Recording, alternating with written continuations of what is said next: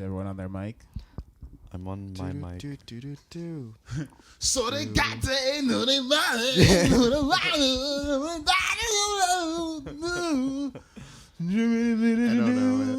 I don't know it. Yeah, I don't know. So That was pretty good, though. whatever, dude. I'm trying my best out here. This is Boku no Podcast, an anime podcast. I'm your host, Nick, here in the studio with... Kenji-san. Yes, and... Friend of the show, Cody. Yes. All right. And so this is, if you couldn't tell from the title, this is an anime podcast. It's a podcast where we talk about anime. Yeah, it's just about 6 o'clock. Hey, chill. Eastern time. No. Don't date the show. We have to. We have to exist in a void of a timeless bubble. They'll never know what day, though. Well, 'Cause I we won't tell you already guys. forgot to howdy and yeehaw because, We forgot our howdies and yeehaws. yeah. Because we're talking about space cowboys this month. Giddy up, y'all. Giddy up. Yeah, there's like a cow In sock space. right there or something. There is. Ooh, yeah. We're Why gonna- is that there? We're gonna rustle you up some piping hot content over here in this. What a timely. What a good. I don't What know. a timely. I'm running out of event. cowboy metaphors. But let's put the spurs to this episode. Yeah. Pow, pow.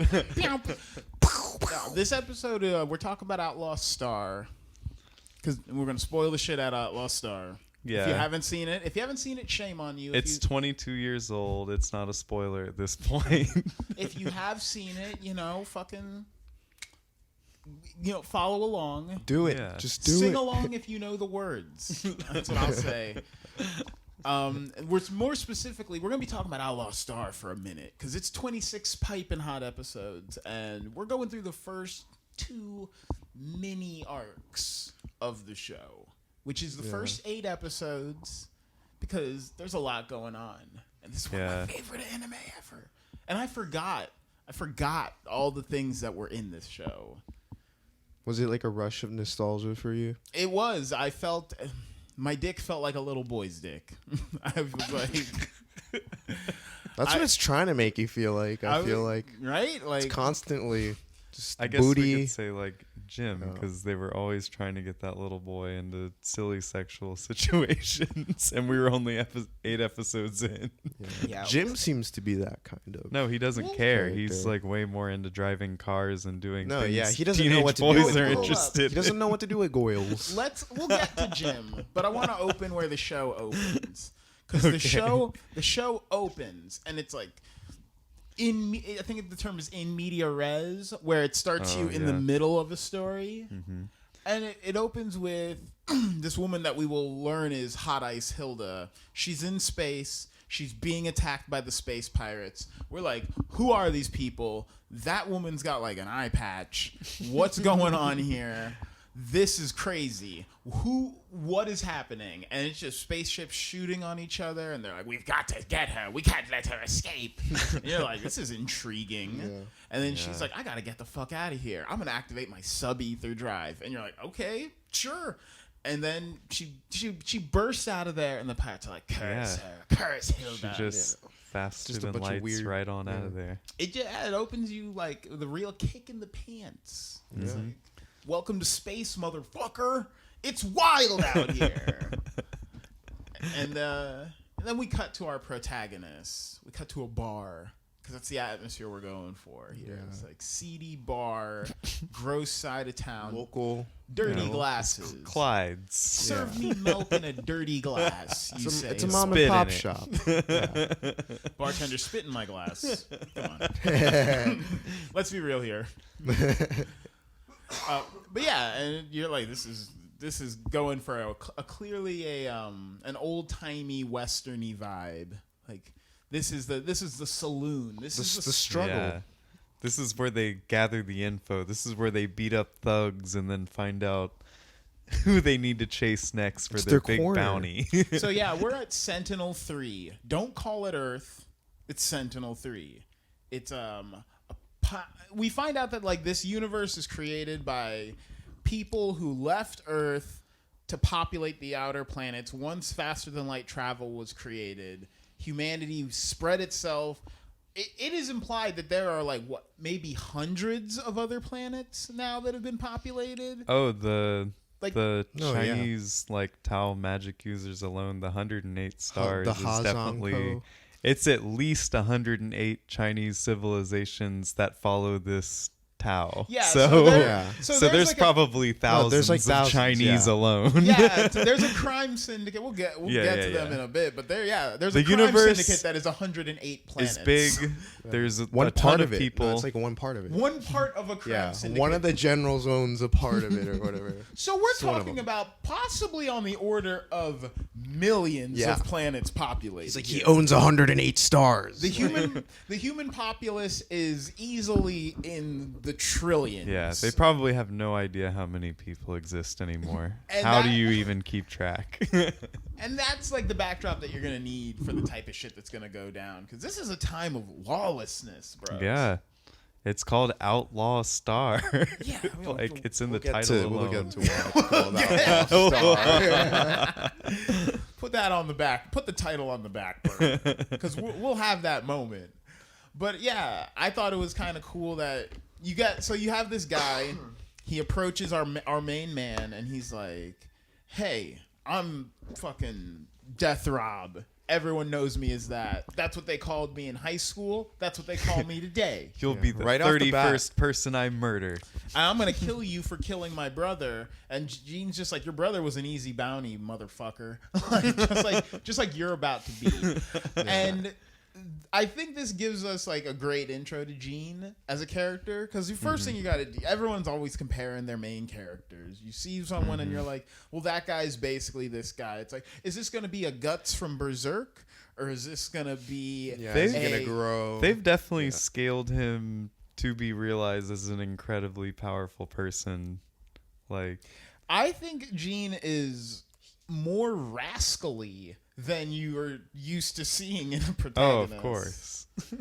Because he's not even ass fucking. Yeah, he's not caster, even dude. just like a high morals best boy. He's like a sleazy skeezy boy. So like, he is, because I want to say, the man threatens him, and Gene immediately opens fire in a way that a main character is not often found to do. Yeah. Like he's like, I'm gonna kill this guy instantly, like with no qualms. Like I feel nothing doing. I'm a good guy. I smile, I laugh, I hug people, I love women, but I will kill a guy and feel nothing. Like a pitch black part of my heart is permanently reserved for taking dudes out. Gene has maybe killed hundreds of people. That's the wild west space. It's right. Space Wild West. But yeah, so Gene. well, and you had to see him like go through his own character flaw very early, where he has to like fight that fear He's also perverted of right the off the bat, flashback right? that you see like 5 times. Well, so we have the space bar battle. Gene kills him, takes the money, and he's like, "What am I gonna do?" And this is another moment. This is like he takes that money from killing that guy, and first thing he does is he goes to a prostitute, or what we are. He's like, I'm gonna go in this part of town, and We're not sure if Gene paid this woman for sex, or if Gene paid to rent this high-end hotel room for the purpose of having sex with this woman in. Oh, did don't both. forget how he invited young Jim to come with him and encouraged him to be tunnel buddies. yeah, and Jim was like, I don't know what to do. No, I'm not coming. And then Like, he's just there's like, "All there's right, that then." kind of horniness Yeah. in this one. Like, Yeah, he's like, Jim, it's the future, dude. There's like no rules. Like we can both like fuck her, dude. Jim, you should like try jacking off and then come with me next Jim, time. no, like listen, I'll fuck her, but then you can fuck her. We can But- both do this. Or There's- you could get another girl. but Jim's like, Jim Gene, literally I'm does 12. not care. He's just like, I'm about to be in space adventures. I want to drive the car. I And want to fly he the wanted ship. to do it. He Yeah. wanted to do it, but he was too afraid. He's like, 'cause dude, he's we young. could rub dicks inside her. Dude, it's like the year 4000. There are no rules, dude. And I don't want to do that. Jim's like, Gene, I gotta repair the car. Gene's just like, dude, I'm just saying. He's like, all right, suit yourself. Like, come on, dude, it's gonna be awesome. Yeah. Gene sounds like a retard. I don't mean that in a. But no, sorry, so Gene gets this money, and he immediately, in some capacity, spends a lot of it on sex, like. And with a prostitute that seems to know him, like she's like, man, yeah, like, she's a she's customer. just like, oh, like, Gene, you again, and it's like, Well, yeah, damn. because he was like telling her all his hopes and dreams of going into space. And she, as She rightfully was as a like, prostitute, oh, is like, yeah. these men and their fucking dreams. Yeah. I'm always She's sitting here like- getting this pillow talk, this airy bullshit about, I just want to open like a sustainable grocery store. So it's like, yeah, sure. I just Didn't want she to say operate a something like- sustainable spaceship by myself with a very small crew. Gene's like, you ever heard about like Earthship spaceships? And she's like, shut up. Just shut up. Just Venmo me and Wasn't leave. she just saying, cuddle me? She's like, I don't want to listen. Yeah. Or something along the lines of that. But yeah, so Gene is a main character that fucks, like unambiguously. Oh, yeah, he he's- cares about it more than like he's horny. into it. It is.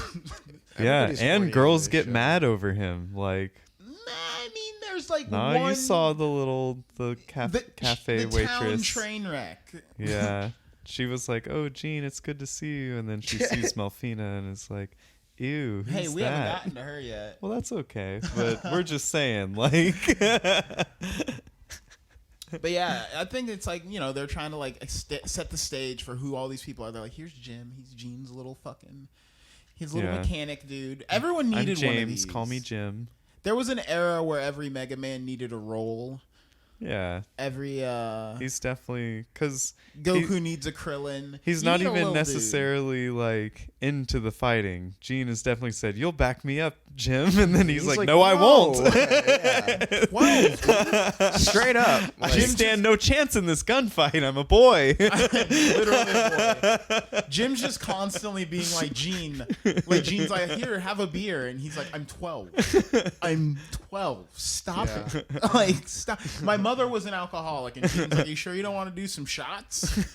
in retrospect, Jim is right 100% of the time. Well, yeah, Like, yeah. yeah, he's like the voice in the show where it's like, hey, you shouldn't do that, Gene. And Gene is like, really? Mm-hmm. We're gonna do it anyways, and it's not It makes you wonder how these two, I can't remember 100% how they met, but it makes you wonder, like, how the fuck did these two start? Yeah. Like, it's like, Gene, you seem kind of like, not a train wreck, but like, if we didn't live in a time where being a scumbag was so easy. What does Jim owe Gene? Why is he like holding his hand the whole way? Why are they like best Isn't his bros? full name Jim Hawkins? Yeah, Jim Hawkins. Like they From both Treasure fix, Planet? Well, they both fix From Treasure Island? like I don't know. They're both mechanics. That's how they earn money the hard way. Yeah, Mr. Starwind. I wish my last name was Starwind. Yeah, Starwind Hawking, mechanics, And then repairs while you wait.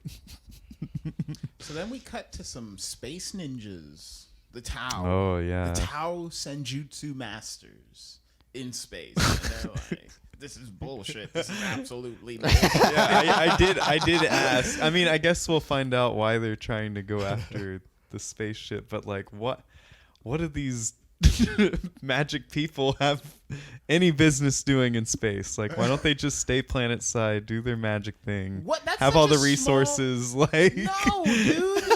You got magic and you're spacefaring. You're fucking. I think you're taking advantage of everything you can at Yeah, that point. dude. You know what I mean? But like, you're Can't they like breathe in You're space? making love on both sides of the mattress when you're yeah. Well, no, they have to wear those domes over their heads, but their hands are naked in space.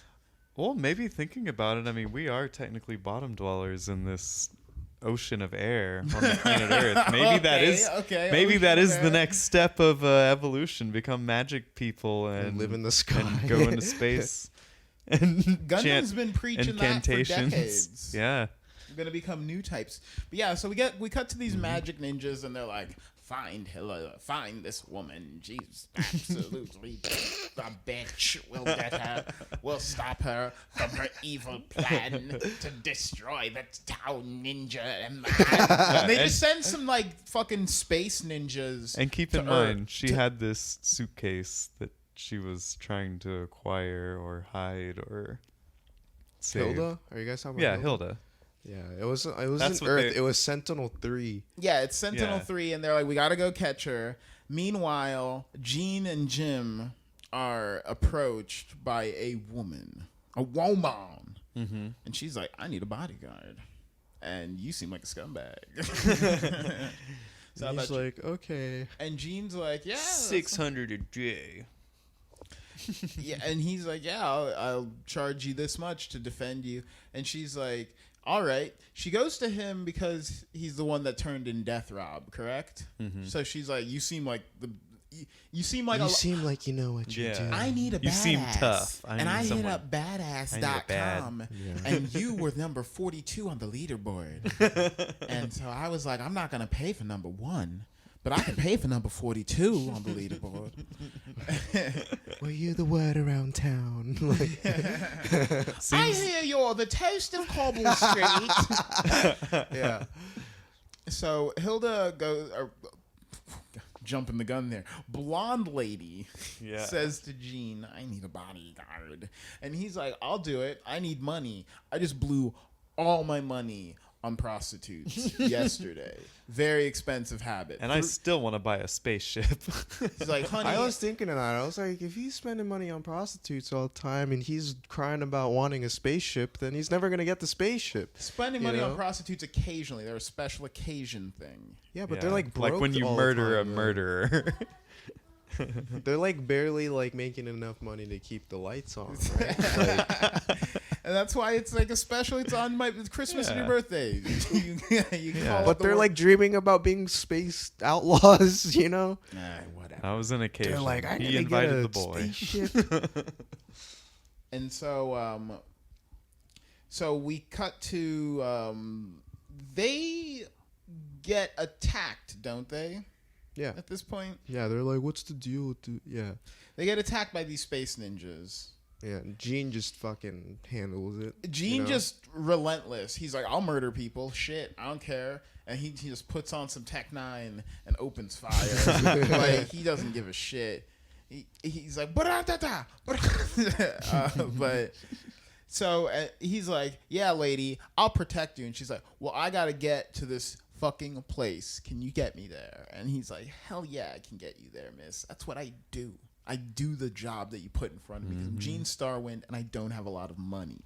And it's like, And respect. I need more money for these horse. I need money For these horse. for whores. So let's go. And they hop in the whip. Jim can drive because, for the same reason you can rub dicks in the future, no rules. 12-year-olds behind the wheels of hover cars. Who gives a shit?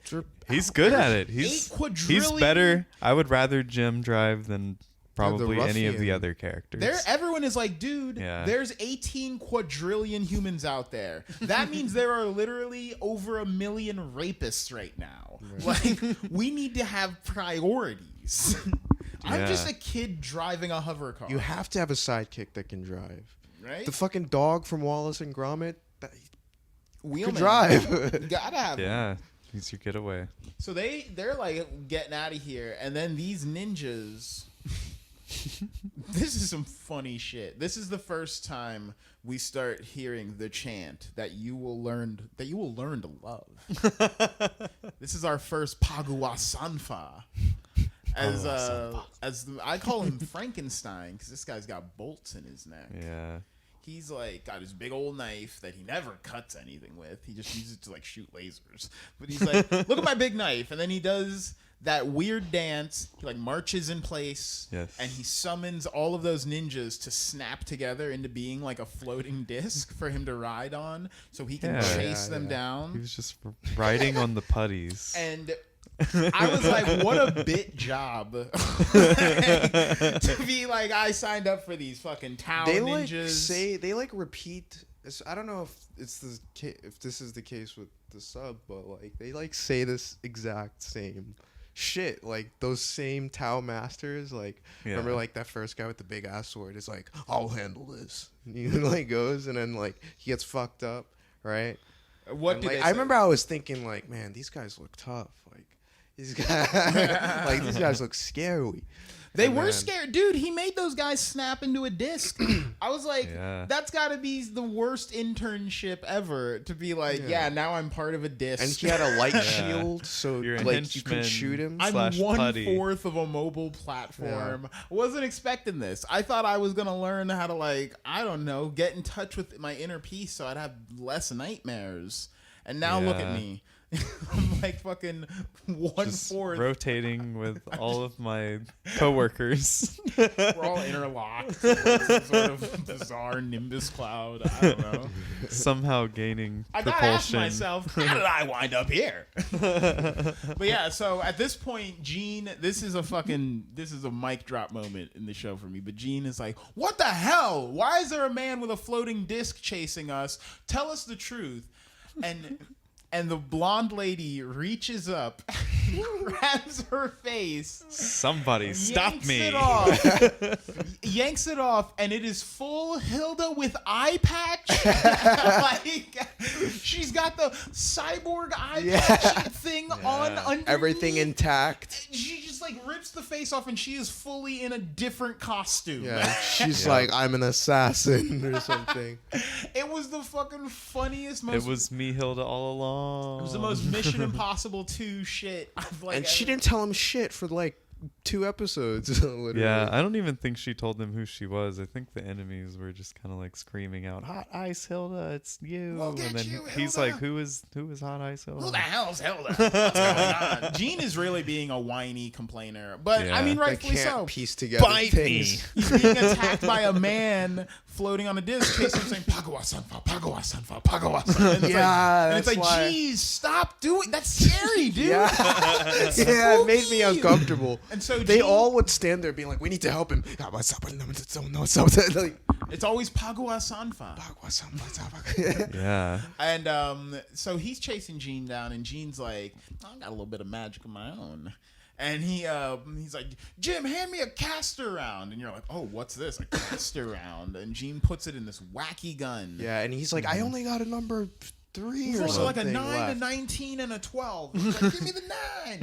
And he's like, Just are start you sure? screaming out. He's like, these are hard to get. And he's like, just give me anything. And he's like, Jim, we're literally under assault right now, dude. Yeah, just give Like, me do anything. you not- And this is like the Kamehameha of the Use show. the It's expensive literally- bullets. So he Use uses- the really bad one. Well, I took it to be that because they're called caster rounds. It's They're like caster he's shells. casting a spell, you know? He's like, I'm going to hit you with a level 9 spell. And he fucking disintegrates this dude in a way that it's like... man, Deleted existence. I'm glad or they got it something. over with. I'm Like- glad the dude I'm glad the dude like died there. I would have been mad if he survived, you know? right? Because Well, then the cat. Why would I be afraid of your stupid caster shells? If it's just gonna, you know, give me Yeah. a second chance, you know? dude, if I shot a bullet at a guy and he like... Disintegrated. There's like... this is the cool thing about the Outlaw Star universe, if you followed us up to this point, is that it's a cool blending of technology and magic. There are people who have like energy shields, and there are people who have the psychic power to stop bullets.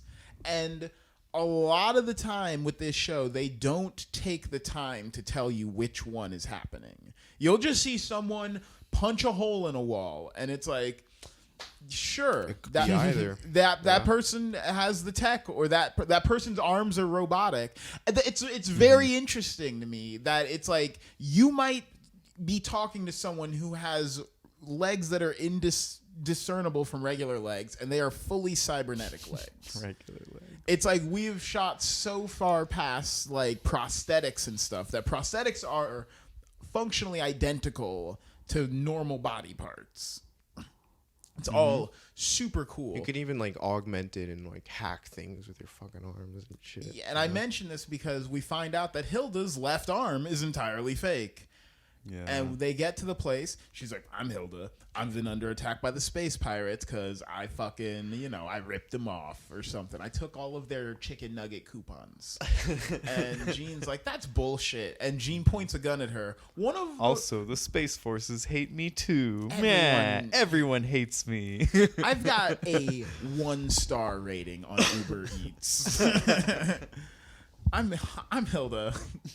I've got my Airbnb score is dreadful. But so Gene points a gun at her, and it's funny because it's like, I think Gene points guns at more women than any other protagonist of any other series I've ever seen. Yeah, like carelessly. Like, Gene's first reaction when a woman gives him lip is he pulls the pistol out, puts it right in her face, and he's like, you're gonna do what I say.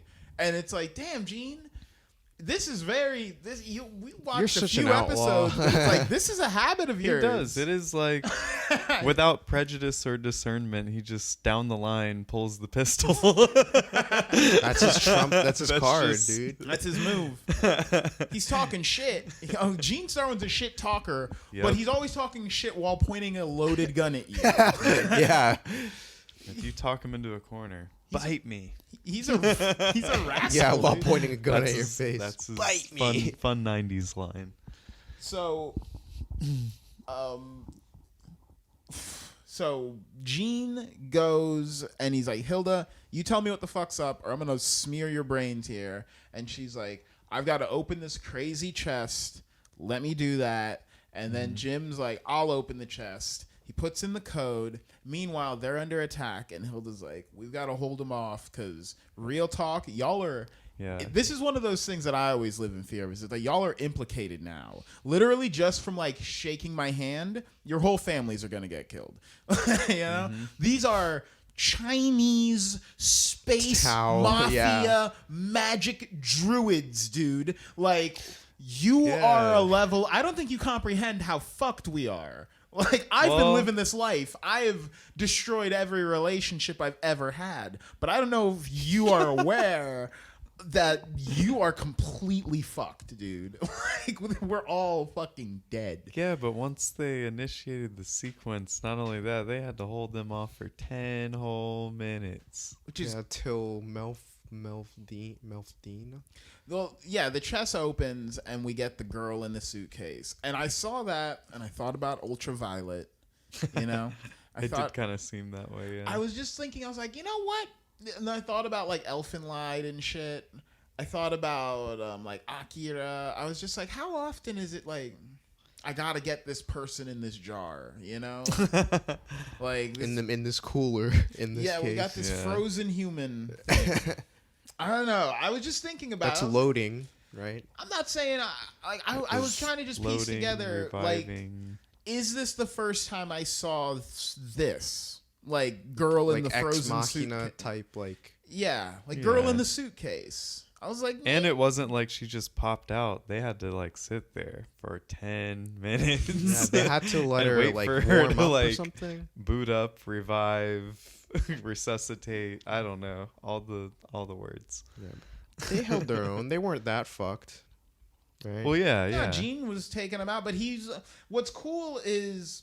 And I realized this later on in the show, but once you realize it later on, if you go back and watch it, it makes itself apparent that resource management is a constant problem in this show. Literally every episode, Gene is like, I only have like 9 bullets. Like because you shoot them all. Yes, he is. You should be and buying he's way broke. more. But it's kind of cool that Gene isn't carrying a Master Chief trunk of ammo around with him. He's all the time. He's like, Jim, hand me a shotgun shell. And Jim's like, oh, you got like 4 left. And it's like, ah, shit. Oh, what about the pistols? And it's like, you got like 8 bullets left. Yeah. Man. And I don't think a pistol's going to work against that giant robot. Like, it is a constant thing, both when they're on the ship and when they're on Earth, that they're like always strapped for resources in a way that I appreciate.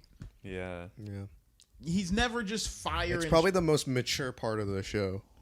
It's like the fact that where his funny resources are problems were very finite, real. and there's scarcity involved. There's an economy involved within this universe. You know? But you'd think there wouldn't be because there's infinite resources. It must just be dangerous to gather it all. Well, it only further reinforces when I watched this show on Toonami, they really pitched this as a kids show, and on just you get two episodes first in, 2 episodes, I was like, this is not a kids show. This is a show. I've seen murder and I've seen a butt.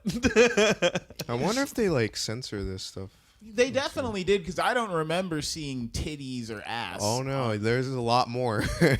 There's a lot more ahead. Like, you see some stark naked women in this, and you see the blood from even when Gene takes down Death Rob. And I want to point out how Gene kills him by plunging a knife into his cybernetic heart and like twisting the blade. Oh yeah, yeah, because and Jim told him to do that. Yeah, Like, he's a model MK2. Get behind him and stab the shit out of him. You need to and then and he does stabs it. him and then just runs the knife through. So that shows you that they've done it before. Like, yeah, he's like, Gene, you need to they're bounty hunters. You need to look into his eyes as you kill him. It's the only way. It's like, do it now. But It's like, thanks, Jim. we need to live stream the murder to his mother. It's the only way. It's the only way to take this model down. Yeah. You gotta FaceTime his mom and then kill him while we're on the FaceTime. You have to break its psychology.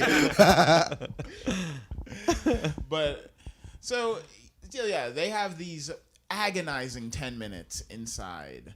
And then Gene comes in right as Malfina, who will learn is Malfina is waking up. And you're like, hot naked girl in a box. This is what we call easy mode, bro. Like, it doesn't come much simpler than this. But she wakes up, and her first words, red flag number 1, she's like, why did I have to be born? Yeah. Oh, why did I have to be born? And I'm like, oh, God, already with the drama.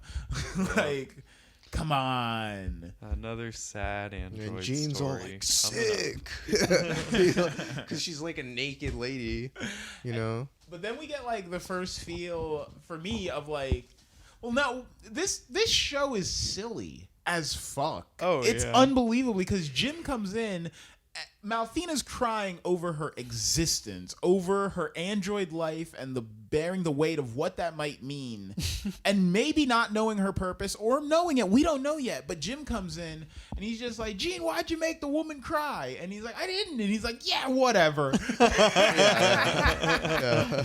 He's just like, no, you did. And he's like, I had nothing to do with it. Anyway, we're being shot at. You load her up. Yeah, he's just like, he's like, load her in the ship. Let's get the fucking bagger up, dude. Yeah, let's go. let's get the loot and go. And Gene's like, I'm trying to put clothing on her. And Jim's just like, yeah, fucking sure, pal. Yeah. You were trying to take the clothing off of her. And he's like, she was naked. She was already naked. But you can't blame Jim, because after living with Gene Starwind, goddamn, that guy has got to get himself. That guy could not handle the Me Too. He always era. points out the fact that he's like a fucking perv. Yeah, Gene is, dude. And Gene is definitely, when he sees Malfina, we definitely know Gene is like struggling to hide his boner. He's like, I hope this android doesn't know what, like. That's why in the design of the Outlaw Star, she's behind them, because so they can't so see they her can't see her. So she can't see their boners. Well, no, she could theoretically feel them because she is the ship, or part of the ship, or however that works. How does that work? You can feel your she could boners. feel the boner on the seat. So the boner's going down through the seat. for the steering wheel. There was like there was some cool, like, I love the way they like. Well, did we get to that part? No, we're not even at that part yet. We get this amazing part where Gene goes to use one of his number 19 caster rounds, and you're like, oh man. While they're defending the naked girl, right? And it's a dud. And then we get this funny moment where Gene's like, oh "Oh shit!" I like laughed out loud when he said that. He's just like, "Oh shit!" I was like, "What?" The voice actor Yeah. for this is so like hilariously flat. Like, It is. "Oh shit!" yeah, it's like so. And it's Why do crazy you- because usually Because I listened to half the show like dub and then the other half sub, and I gotta say, man, like the dub doesn't do it any favors. I think the dub is whatsoever. hysterical. It makes it the funnier. dub is funnier, but it's like I expected the dialogue of this to be a little bit deeper, and it really isn't. But so much actually happens that like it's still like a great action story. Like I'm really For sure. into it. Yeah, Like- absolutely. So, what happens from there? They get Malfina. They They're get like, out of there. We gotta get out of here. They get to Hilda's ship, right? They dock because it's a little docking ship. It's not like her actual ship. So they fly up yeah. to space and get to her ship and dock, right? Don't they sleep one night on Sentinel-3 after getting Malfina? Because they get attacked in their sleep. Yeah, because don't they split the rooms? He's with Hilda and Jim is with Melfina. They talk Yeah, about being in a hotel or something. Or Yeah, they getting take two a rooms. night. That's when they all go to another city or some shit. I thought. That's right. They go to Blue Heaven. Yeah. Yeah, They that go was to it. that space station. Yeah, so they bug out of there. They go to Blue Heaven. And that's Oh, where yeah, that's where the because outlaws hang out. or Hilda whatever. got in the Hilda scuffle with the outlaws. Yeah, Hilda And then, explains yeah. to them what being an outlaw is all about. She's like, Yeah. I'm an outlaw. That means that I don't wear condoms. That means I give women fake names. I don't have a bank account. Yeah. I have my husband's bank account. I'm what you call an outlaw. I don't have an ID. I shit, but I don't wipe. I'm what you call an outlaw. I'm whom I want to be. Depends. I'm whom I want to be. That's what it means to be an outlaw.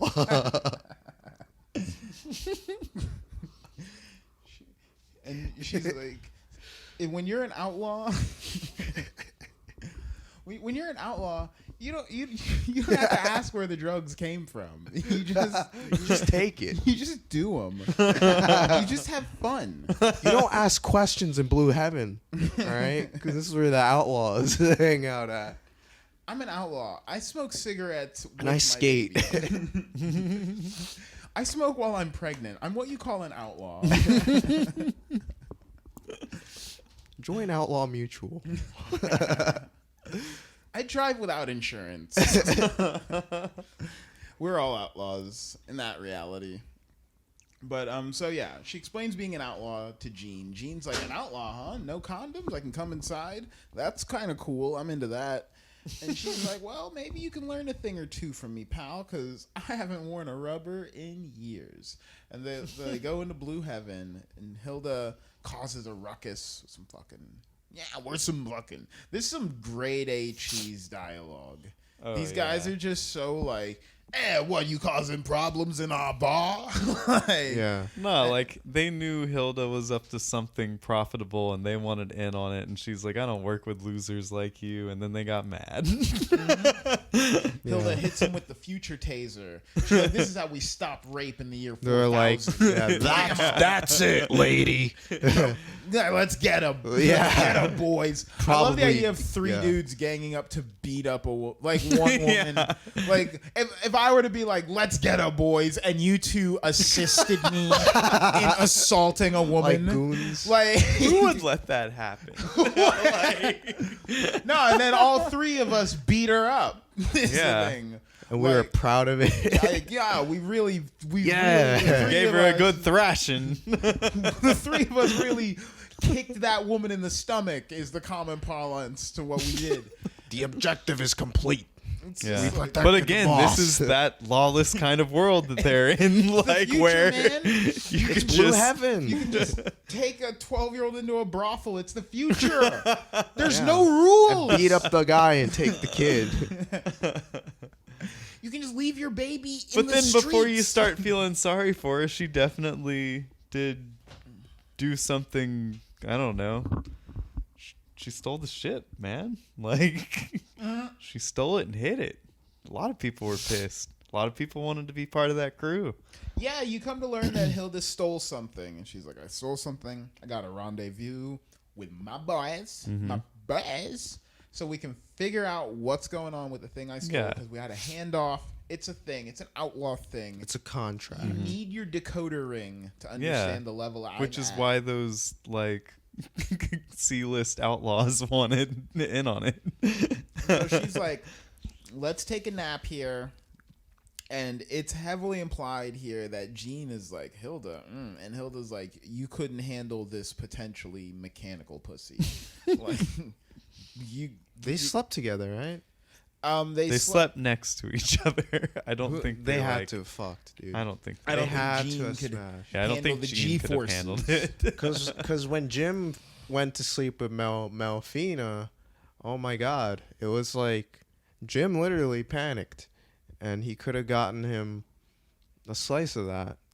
A slice of that? Yeah. She's Hilda? an android. No, Melfina, remember? Oh, the droid is like, oh, you want me to sleep with you? That the 12-year-old boy take advantage of the android's limited sentience and have sex with it.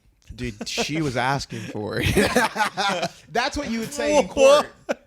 Your Honor, I'd like for you to pull the Straight up android's was like, memory. oh no. I'd like for you to pull the android's SD card and run her memory back to show that she was indeed asking for it. And they're like, She insisted. but yeah, Incorrect. Bad. False. at this point, I don't want to say Malfina's not smart enough to hook up with. I'm saying that it would be questionable at this point for anyone to make a move on her, because we don't know. Malfina's one of those weird cases where she's like 2 years old or something. But she's very proficient and can learn things, but also, basically Listen, has the blank in the blank anime slate personality. in the anime community, we've been making they're actually a 200-year-old demon. All right, we've been down this path where it's like There's theories. she's 2 years old. No, but she's actually like a full woman, because like she's got She like was a- built that way. She was built like a full woman, and it's like, no, she's a child mentally though. Yeah, like she literally was just born the prior episode and then complained I never about it. thought about that. But she never found Jesus, so she can't be born again. And that's Yeah. what this show's about. This is a Christian podcast, y'all. Exactly. Second coming. Second coming. Be ready. Space Jesus. Don't get left behind. Space Jesus. This is the year 4000, and the rules are coming back. Ain't no space jizz here. Only space Jesus. So they get attacked in their sleep. We get this great fight scene of Gene and Hilda in their fucking sleepwear, in their jammy jams. Yeah, they were fighting in their skivs. Fighting for their lives. I think it's fucking cool. I like, if I'm fighting naked, dude. That's how I'm gonna go out. That's how I'm gonna go in. I mean, wasn't that what the Spartans did? And they were arguably the best fighters in the whole world in human history. They fought bare ass, Yep. holding their balls with one hand and a gladius with the other. Just a cape. That's all they had. Undefeated, holding their balls. All 300 Swinging of their- One them. hand. Just stabbing people with spears with one hand. God himself feared a Spartan with two hands. King Leonidas. Just like, They, once the Spartans learned how to tuck their balls into their own assholes, Oh, no. they were an unstoppable force. Then they could hold Don't give 'em shields an and inch. perform the perfect phalanx. All men, hold the line. Tuck up. Hey, I thought we were in space future. How did we end up back in How did I end up The in age of Thermopylae Christ? with balls up my ass? 300 hands holding don't know. 600 balls? So they're fighting. the pirates like broke like a piece of the hotel. And I was like thinking like that's expensive. I was like, are they bounty gonna might pay not for that, cover or this. Is Gene gonna pay for that? You know? Maybe in this future, concrete is like free. Like, Yeah, it's comes from the covered. government. Yeah, maybe it Yeah. has to be free because of Yeah, all this. Maybe like real estate insurance is great on Blue Heaven. maybe there's actually no laws like whatsoever. Oh, they can't. Yeah, they can't be responsible for that. I right? guess you could get iron from nearby asteroids. Yeah, but even still, that's not. You shouldn't have to do that when another guy fucks up your hotel. Yeah. But yeah, they're like, we're gonna get Hilda, and it's like you guys are going to great lengths to destroy this entire building to get at this woman. But they do it, and Yeah, they did. they end up. They destroyed a hallway, right? Yeah. But they end up fighting him off, and Hilda's like, we got to get the fuck out of here. Hilda kicks this guy in the dick. Oh yeah, they're like interrogating him. Yeah, they're interrogating. Like, who sent you? Who sent you? And he's like, I'm not gonna talk. And she like wails. She like stomps his dick in. I was like, No, he tells him or her, and then she stomps his dick. Like she punishes him for cooperating. You see her wind the foot back, and then you hear like, God! And you see him just holding his dick. And I was like, she stomps his dick? That's hysterical. You don't see that. Oh yeah, we forgot to mention on Blue Heaven, guns aren't allowed.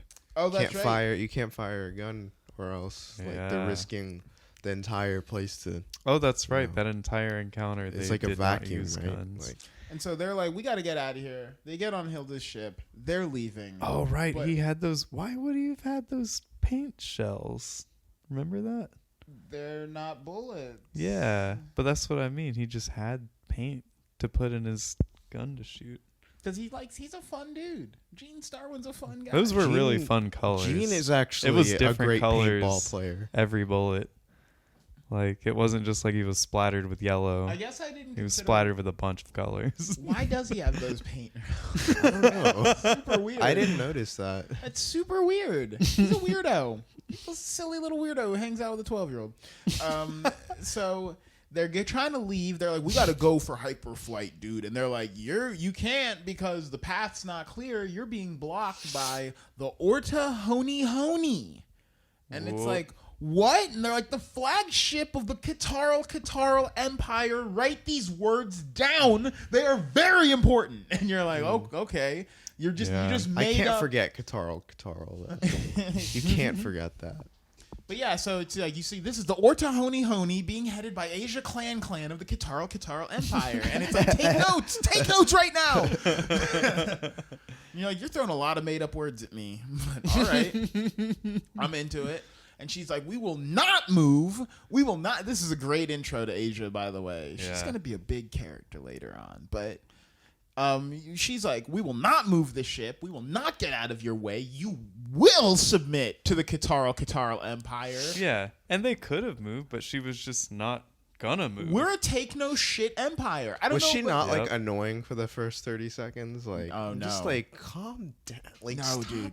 yelling. Dude, I would buy a vial. She's of like, it. "Ah!" Like she's literally 10. Gamer girl. There was no bathwater. 50% with her. It was just 100. Like first scene with her, Nah, she's like, no "Nail!" joke. No Like, joke, you know. dude. I would drink her pee. I'm like, Asia Clan is tops. Oh no, yeah, for sure, I agree. She's She's the baddest baddie, I think. Of the show. well, you know. all You'll right. see, dude. You'll see what I mean. Oh, I've seen. I already know. Oh, but already- they censored it back then. Yeah, but I saw this also uncensored. Okay, But well, fair enough. yeah, Yeah. dude. But Asia is not to great. like The Kitarals are Tiger great. girl. But Asia is a jewel amongst them because she's like, I'm not gonna move. You get out of fucking. You're an asshole. She is so that girl that gets like an inch away from your face when she's fighting with you, and she's like, "What are you gonna get mad? You want to hit me? Are you gonna fucking hit me? Then do it. Just fucking." She shoves you. She's like, "Fucking hit me, then. Just hit me in front of all these fucking people. You piece of shit." And you're just like, "Oh my god." Oh, I'm so into this. I'm so glad that hasn't happened to me. Like, a girl like screaming. Just you wait. Everybody gets one. But so Hilda's like, I'm getting out of here, and she boofs on the Orta Honey. She's like, I'm entering my sub-ether drive. Get fucked, nerds.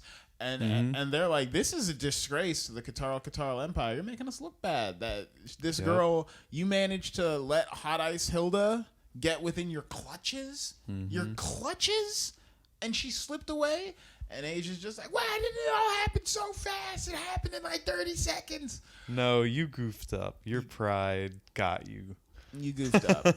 You should have identified. No, I mean, it is some bureaucratic canning that she gets as a result of this. Where they're like, you should have taken the opportunity to stop that space pirate because she's got a bounty on her head and she's an enemy of the Empire.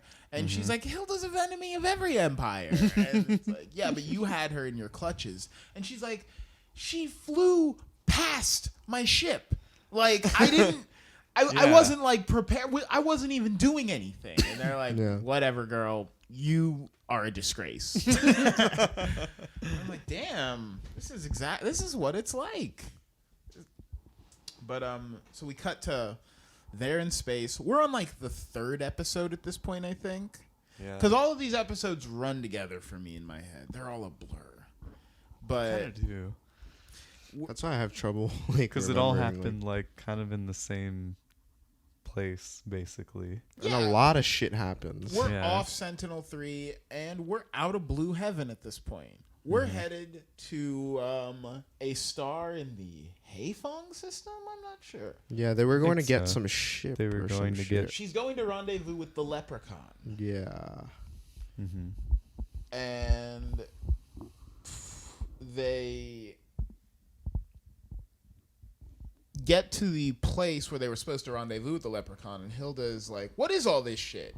What is all this debris everywhere? Yeah. There's debris everywhere.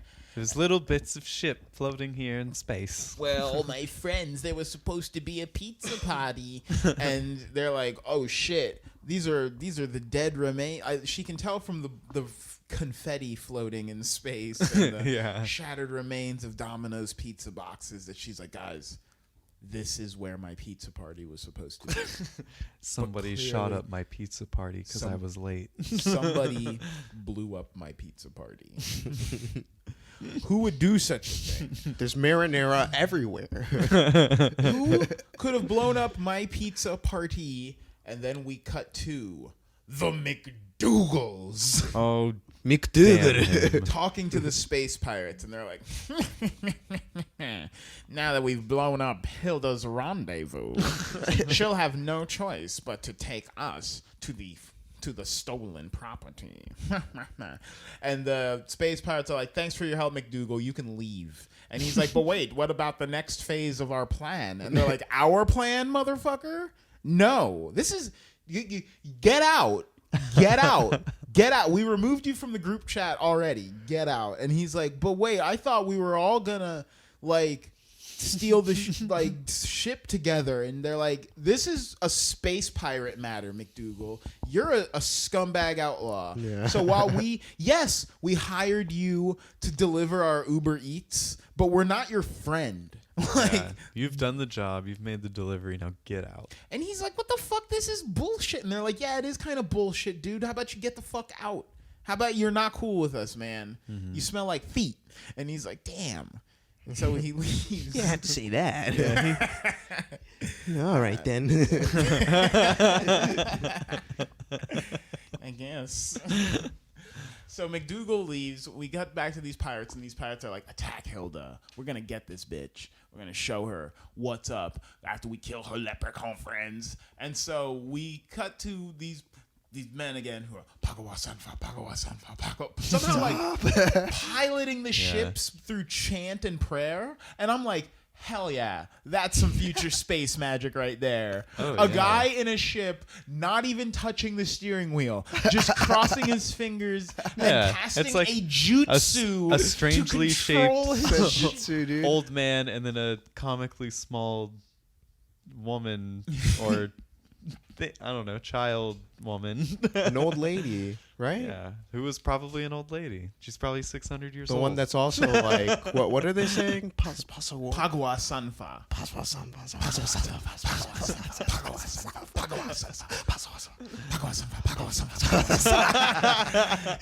It's creepy. It's like, oh. It's no Yumo Goi Goi Vairitsao, but Yumo Goi. God, There's some good. There is some good child hypnosis out there. I tell you what. Oh, I tell you what. Yeah, This little like the classic Oh one my would be God, like what a hee-haw, nose. hoo-ha, hoo-ha. So Did somebody say hypnosis? So yeah, the pirates break their contract with McDougal, and they're like, "We're attacking Hilda. We're gonna get this bitch."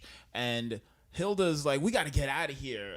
She starts shooting up, destroying these little pirate scumbag shitbag attackers, and then one of them manages to plant a talisman on her ship, and I'm like, "Space magic, dude! Branded. A fucking talisman that says old man." And they used magic and traced her ether.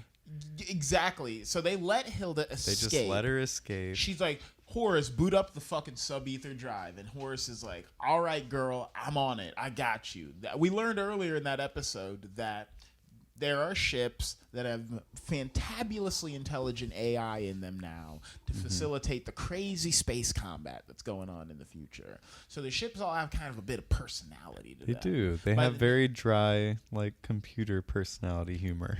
Yeah, Not like Cortana level, but yeah, you not know. quite But what's Siri, interesting is you don't get a lot of time with a lot of ships in the show, but you do get a feel that Horace and Gilliam, you get a feel that they do have like a different personality. Even though it's subtle, they're both very robotic, but it's like you guys are different. And that's so nice. And the pilots were different too. So it probably depends on the pilot, you know. Yeah, because Horace was always saying, "Warning." Warning. Hilda, shit's fucked. You need to get out of this bullshit and maybe break up with this dude. He has no well, money. Gilliam doesn't Yeah. tell you. You have to ask it why. Sort of gets you know? his feelings hurt, and like, So Hilda's like, let's go to this fucking ship, and they go to it. We find it's a rock in the gravity well of a sun. It's like closer than Mercury to this sun. oh yeah, And they're like, "Okay, yeah, we parked it there. That's the thing we left off." And so they go in. It's an asteroid, and they get in it, and it's like, "What's up with this ship? What makes it special?" And you find out that the two factions that run the universe, amongst the millions of populated planets, there's thousands of people who are in the space pirates. There's thousands more that are in the space force. And this particular ship was a few people within the Space Force basically went rogue and allowed the space pirates to access Space Force technology. So this was a ship built with the most advanced tech. It's like an experimental, but like, with it's Eastern secret. mysticism meets Western know-how, yeah, dude. pretty much that. It's the Avatar: The Last Airbender of spaceships. Making it the perfect spaceship. It's ahead. Are we allowed to talk about that cartoon No! on this podcast? No! I didn't think so. It's not anime. It's not He anime. said cartoon. He's good. This is an anime podcast. But yeah, they're like, this is the XGP 15A2. The strangest series of numbers and letters that I am positive by the end of this show you will remember for the rest of your life. It's like V117 or 8675309 or 42 or all of those. M1A1. M1A1, sure. It's all good shit though. Android 17. Do they It's get all in about there? 16, bro. And I really enjoyed this. You see Hilda basically. I don't know if you guys ever cracked a game.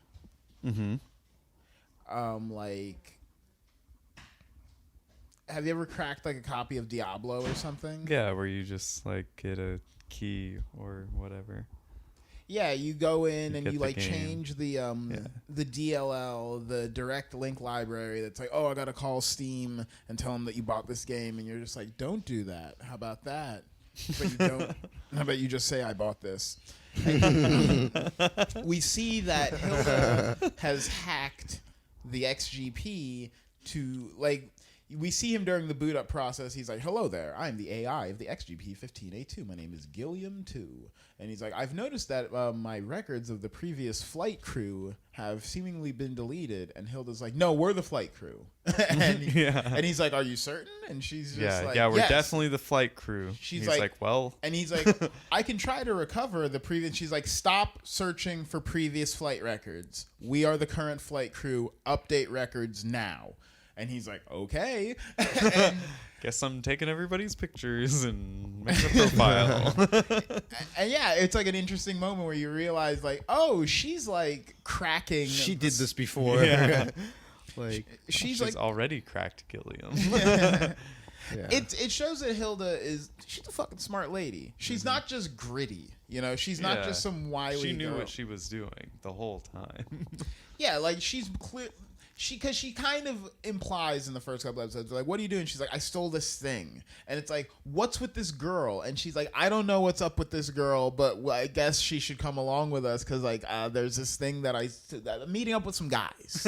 And then it's like, "Actually, okay, I stole this experimental spaceship and I've, like, hacked it and rewrote its operating system to think that I'm the owner of it." And it's like, Hilda, you were actually. This is a very started. It's like, Hilda, this is such a big plan. This is such a big plan that I almost want to ask, what was the step after you claimed the Outlaw Star? Yeah, who are you gonna meet? Where was this going? Because this is at this point like a I don't know if money means anything in this reality where humans can own spaceships, but it's like this is a multi-billion-dollar heist. Like this ship, I don't know what it would be like if you stole a cruise ship from the Navy. you know, or a helicopter from the Lockheed Martin. It's like this is no, you stole Elon Musk's cruise ship from the Navy. It's like you stole a barge, like That's an what it aircraft is. carrier. It's like this Steal is his SpaceX jet that you could This just is fly. hundreds of millions of dollars at the least. This is like stealing a super yacht. It's like, this is insane that you've done all this. And she's like, "I know, right? Aren't I a scamp?" I'm Hilda. But then, as things go, they're being tracked. They're being followed. They're like, "Oh shit, motherfucker! It's fucking space magic. Who could have guessed that we'd be branded with a talisman? Like, honestly, who could have guessed? What are the odds?" Yep. So they Glyph on my ship. So they go back to. They leave Gene on the ship, and Hilda's trying to get back to her ship when they get under attack. And the space pirates come. They start fucking everything up. Gene's like, "I can't get the ship. It's stuck." And has all of his traumatic flashbacks. We learn about his Dad. his tragedy, which it's the same 10 seconds of getting pushed into an escape pod and launching out into space crying while his dad says, "I love you, son." And love you, son. I have to do this. I don't know why they put buttons on the inside and like, you know. I've got to stop the malarkey. I would go with you if they put buttons on the inside. Yeah. They never put buttons on the inside of these things. And all the while, you're still learning what grappler spaceships are. So you're watching him get launched out and his dad get punched to death in a spaceship by other spaceships. Oh my God. It's like, of course he's afraid of space. I don't want to get smashed by another spaceship with arms. Well, episode 3 actually opens with the grappler intro where it's explaining it's like the Chinese developed grappler ships in order to like be able to maneuver asteroids in space. These were adapted by pirates to be used for marauding and mauling other shit. So it's like Yeah. it's like such a weird thing that like they built ships with arms to be able to like do fine adjustments to things, and then it got co-opted into chicken fight style. Like It is. They have little weapons and guns. And It looks odd. A little stick. spaceships with arms. Just Like fucking, it looks like a praying mantis Yeah. arm, but just with the ball. Like, you spaceship know, with arms, just knife 360. fighting It's you. like you're fighting like a teacup with a knife. Yeah. It's like, how is this working? How is it such a small target? destroying It's a really shitty Gundam. So Horus is taking fire from the enemies. Hilda's like, I love you, Horus, but I've got to peace out. This is fucked, and I got a spanking new ship anyway. And so Hilda's trying to get out of there. They shoot a cable, or Hilda's trying to get out of there, but the problem is the gravity well of the star is Hilda parked the XGP a little too close, and so everything's starting to get sucked into the gravity well of the star. So everyone is needing to now hit acceleration full burn just so that they don't get burnt up. Totally. You would think the fighting stopped. You think. But no, everyone is so hell-bent. Hilda has pissed off so many people so hard. This is pretty funny how much these people hate Hilda. And I think that's really conveyed here. When these people could be trying to save their own lives, but they just cannot stop trying to kill her. She's trying to leave on her little ship, and they're like, fire the anchors, like destroy that at all costs. And it's like, we need to be thinking about self-preservation here. And they're like, we need to kill her for what she's done, for putting us in this position. And it's like, y'all are vengeful. This is like, you don't see this much vengefulness a lot of times, where it's like, you guys aren't doing yourselves any favors. Oh yeah. It's 90% emotion involved. So everything starts to go to shit really quickly. The Outlaw Star breaks out of the asteroid and starts to accelerate, and they're like, we can possibly grab Hilda's ship if everything isn't, if we just manage to snag her while we're flying past at full burn, we can maybe wrap this all up with 5 minutes left on the episode. And it's like, nope, not gonna happen. The pirates shoot an anchor at Hilda's ship. Hilda's like, I've got to abandon ship. Everything is fucked. And what's crazy still, the pirates are suddenly being attacked by who else but that goddamn snake in the grass, McDougal. Here he is. Everyone's getting sucked into a star, and guess who shows up? McDougal. This motherfucking McDougal. A name you will hear several times throughout these episodes. But fucking McDougal shows up, and he just starts shooting me. This crazy brother. Yeah. Hit him Pretty with a boy proton brother. torpedo. His brother looks like Dio from fucking JoJo. Yeah, he looks like Dio mixed with Sailor Mercury. Yeah. But it's like, fucking McDougal. That's such a shit heel name, too. Like, McDougal! You son of a bitch! I hate the sound of McDougal. But yeah, they blow up the shit. They start shooting at the pirates. And the pirates are like, everything's getting fucked now. We're all falling into the sun. They try to rescue Hilda, but the rope gets cut. And Hilda says to Gene, and I like that it happened here. It didn't happen when Horus first started falling into the gravity well, where a lesser anime would have been like, looks like the chips are cashed in, kid. No, it's not even when she fires the escape pod, and the escape pod gets captured by the enemy, and it's like, damn, she's still going for it. It's when the rope snaps, and she is literally just adrift in space. And she's like, all right, I guess this is it. Yeah, she said, there must really be nothing they can do. And I enjoy that. Yeah. Hilda's a fucking fighter. She accepted it. Like, She went out. She ain't no spring chicken. She's gonna fucking. yeah, snap. but I mean, really, you felt helpless in that moment. There really was nothing they could do. Like that was it. It's the thing that ruins horror movies for me. Is I'll be watching someone fighting a murderer, and it feels like, oh, you didn't really try everything. You didn't even really try most things. Yeah. You just tried like the 2 easiest things, and when those didn't work, you kind of let yourself get murdered. Like, You panicked. yeah. I saw I don't know if you've seen. I'm trying to think here of a good anime example. Honestly, in Weathering with You, there's a couple moments where it's like, it seems like you didn't try your hardest to do the right thing. But in this, it really felt like it was like, damn, they tried everything. They really needed to show that Hilda was going above and beyond to preserve her life, and she just couldn't do it. And these pirates, even still, are like, we're gonna fucking take you out, bitch. And Hilda says to Gene, she's like, remember, Gene, outlaws never go out easy. We always go out on our own terms.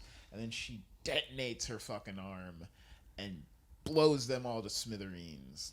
Now, it's like, fuck. Yeah, you've grown to love Hilda because she's an awesome character, and then in what 4 episodes she's just gone. I thought she was gonna be part of the like whole show, you know. Well, that's the thing is, I was like, this came out in 1998. The manga ran from 96 to 99, and so the anime actually was wrapped up before the manga was finished. But this was shot out like a gun, like 2 years from the manga being created to the show being done.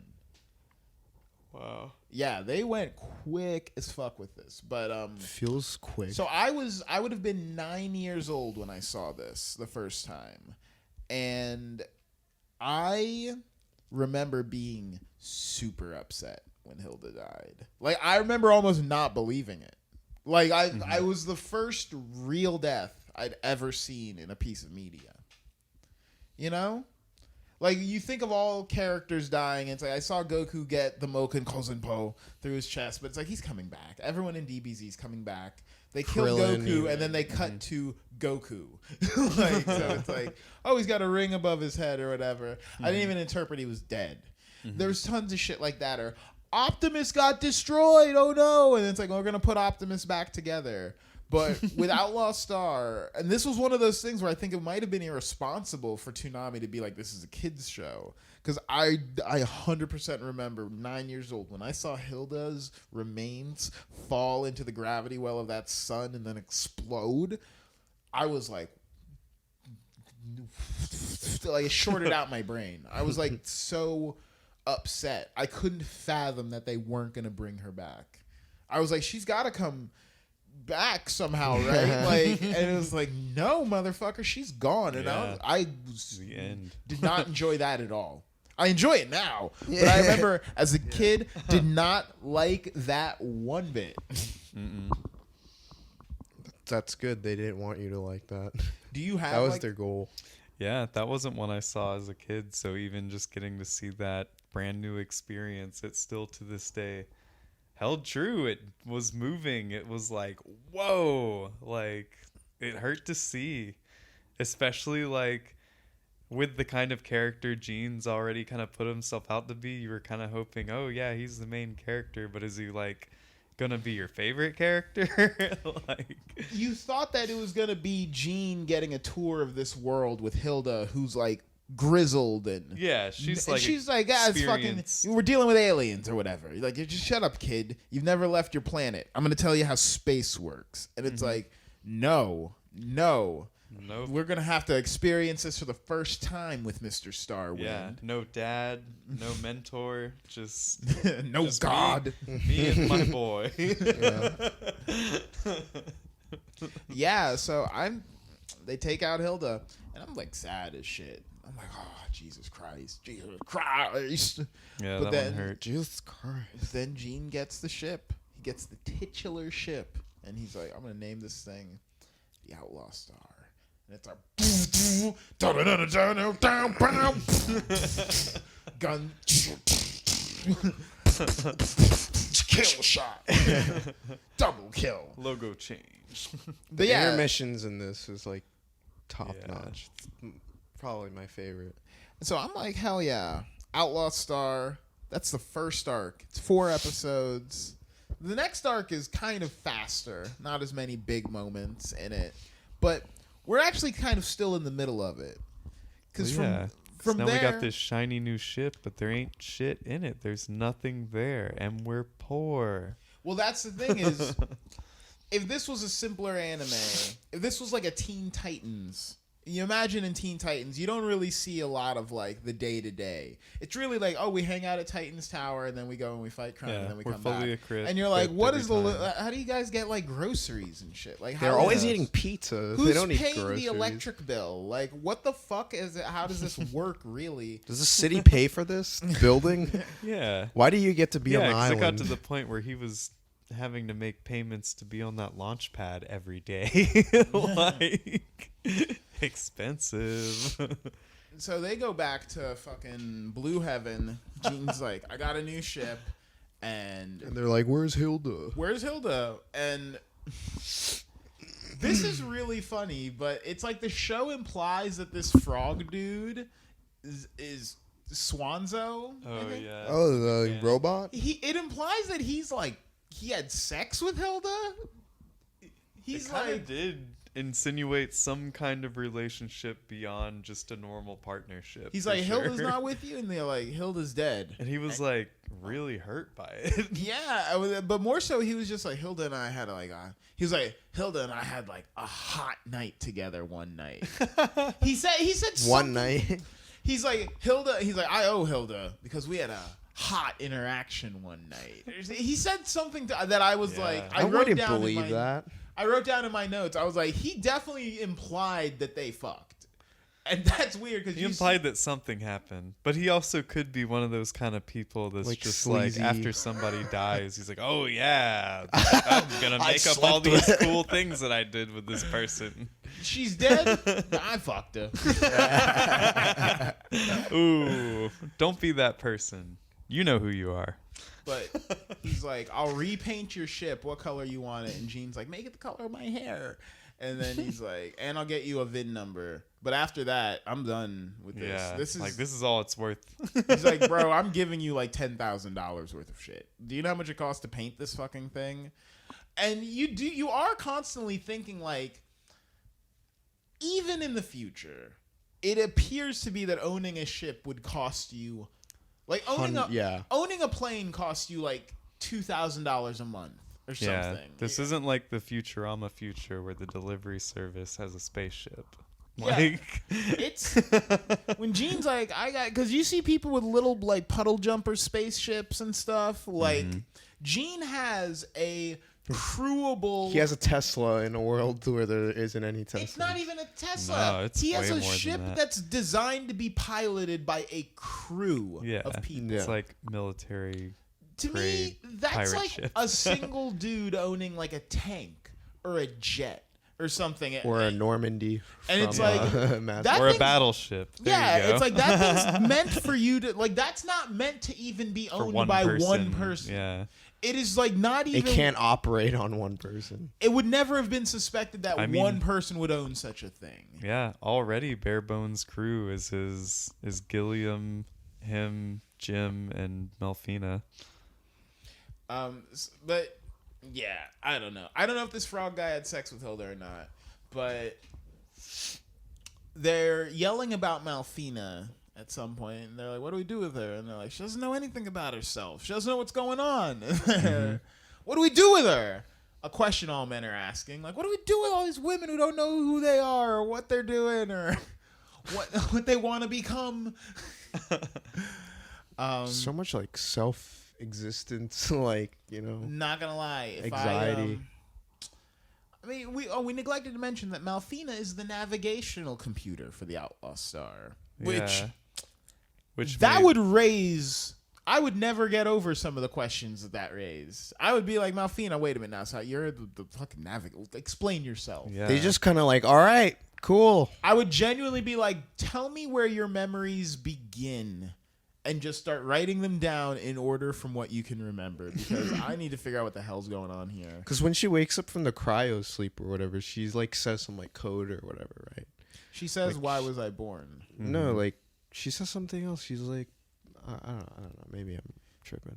Yeah, she says some like she Gibberish, says, and then "Listen she like to woke Creedence up. Clearwater Revival." Well, either way, somebody built that ship where you have to have like a nude android navigate in a Must be nude. in the instruction manual, it's like, put the woman in the jar. Genova vial of soup. How to pilot the GXP. Put the soup. Put the woman in the soup. You got to get the soup woman out of the Yep. jar and put her in the can. Does the GXP have a glove compartment? Does it have windshield wipers? But yeah. So I'm trying to remember what they're fighting about, because something happens, and Gene yells at Jim, and he's like, "You're mad," and he's like, "I'm not mad." Don't quite They're always remember that. bickering. But yeah, they do kind of. They're always bickering about little. Well, they're arguing about some bullshit, and then Gene gets approached by Asia Clan, Mm-hmm. and she's like, "Hey, shitface." Oh yeah, she wants to beat the hell out of him. I'm here to beat that ass, and he's like, Yep. "What the fuck?" You ruined me. And she's like, "You." Where's that bitch Hilda?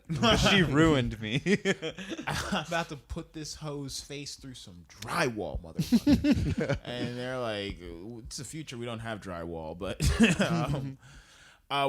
Hilda's dead." And Asia's just like, "God, what? Are you serious? I'm gonna have to fuck you up then, nerd." And he's like, "Oh shit."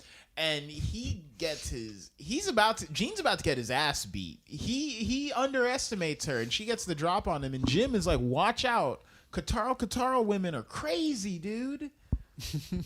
And this is when we realize the alien environment, because Asia, I guess Swanzo's the first real alien we encounter. He's a robot. He's a frog. He's He's a frog. yeah. You He's see like him wearing, taking a bath later on. Yeah, he's wearing armor Oh. when he's out I there. didn't see that.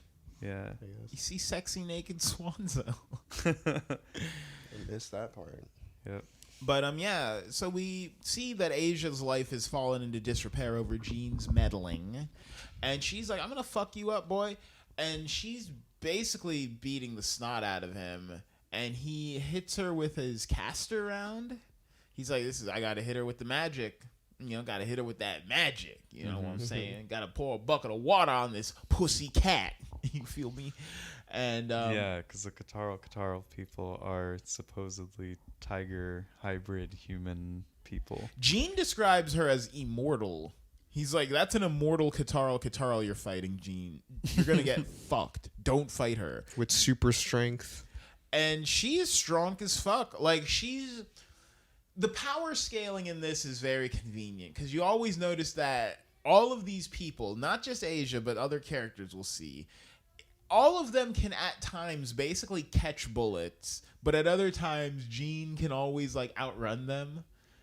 Like, Gene will outrun someone, and then in the next scene Asia will jump like 30 feet high, and you're like, if she can jump 30 feet high, you cannot outrun her. Like, But they do. but they manage to, like, they try to dip on her, but they shoot her. She gets frazzled, and he's like, "Let me make it up to you. Let me buy you dinner. I'm sorry. I fucked your whole life up, but let me buy you dinner." Wait, she runs out of energy, right? Like, she's about to transform or something. She's like, "This is gonna be my true At this form." point, you kind of notice she's a little bit of the like humor comic relief character, as well as being like an overpored Yeah, super but not strength very character. smart. Yeah, that's Yeah. like the catch with her, it seems. The hothead. Cat. Perfect joke, Nick. But yeah, so Asia gets Yeah, they go out to eat. She demonstrates that she can eat as much as like probably 10 to 20 men, depending on how hungry she is. But I'm Classic. glad that's the side character, because it's always usually the protagonist in anime that like can display that they eat an abnormal amount of fucking food. it's classic Japanese humor. It's like, "Oh, look at all the bowls of rice I ate," and everyone's Yeah. She drank But this 2 time giant it's the bowls side of character. that were supposed to serve 4 people plus all the food she ate. So 8 people's worth of food plus all the other food. The point is, Gene is looking at Eats a lot this of Red food. Lobster bill, and he's like, I cannot. Yikes. Yowza. I'm gonna have to put this one on the credit card. No, they're all like catching the itis. They're all like, "Oh, I just want to go to bed," type shit.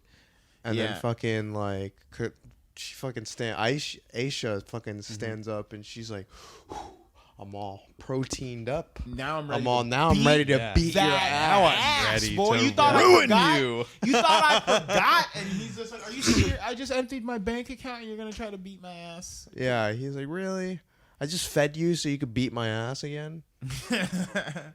What did I do this for then?" Because what happened where she like... And she's like, "I have too much pride." When Something She like says, that. "A proud Kataro cares not for the compassion of her enemies," and I'm like, that's a line. Yeah. That is a woman who will kill you in your sleep. Yeah. Like, the day after the honeymoon, she'll kill you because she was cheating on you. Right. Like, a proud Kataro cares not for the compassion of her enemies. And it's like, girl, that's the red flag. You're crazy.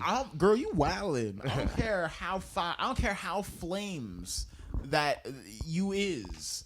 That's insane. You're crazy. I can't fuck with this anymore.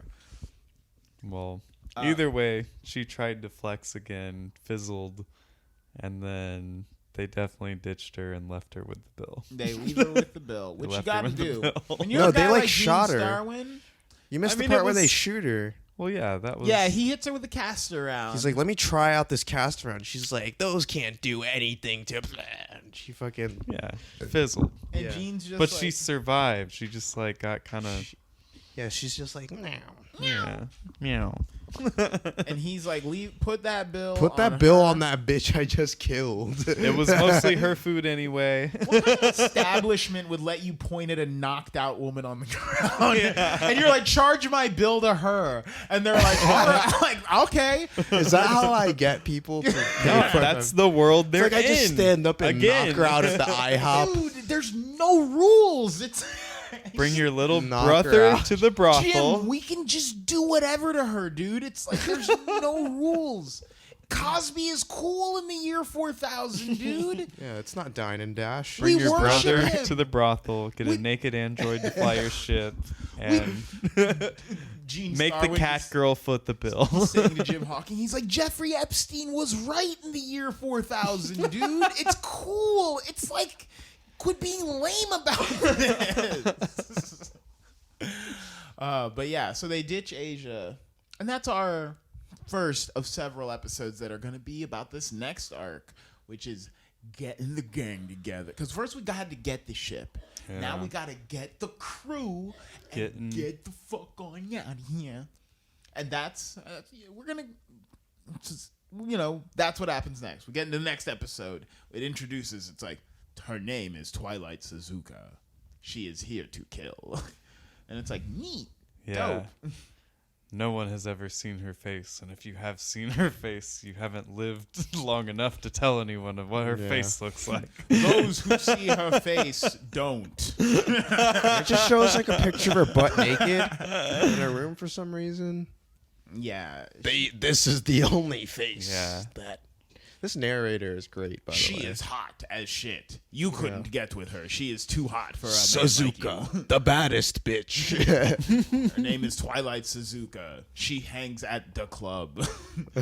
But it is an introduction. You find out that there's this assassin lady who has been conscripted, probably from these space pirates, because they want to get this ship back. And Gene still doesn't understand how fucked he is. They're trying to kill the weapons. Like, back it up. They're going to.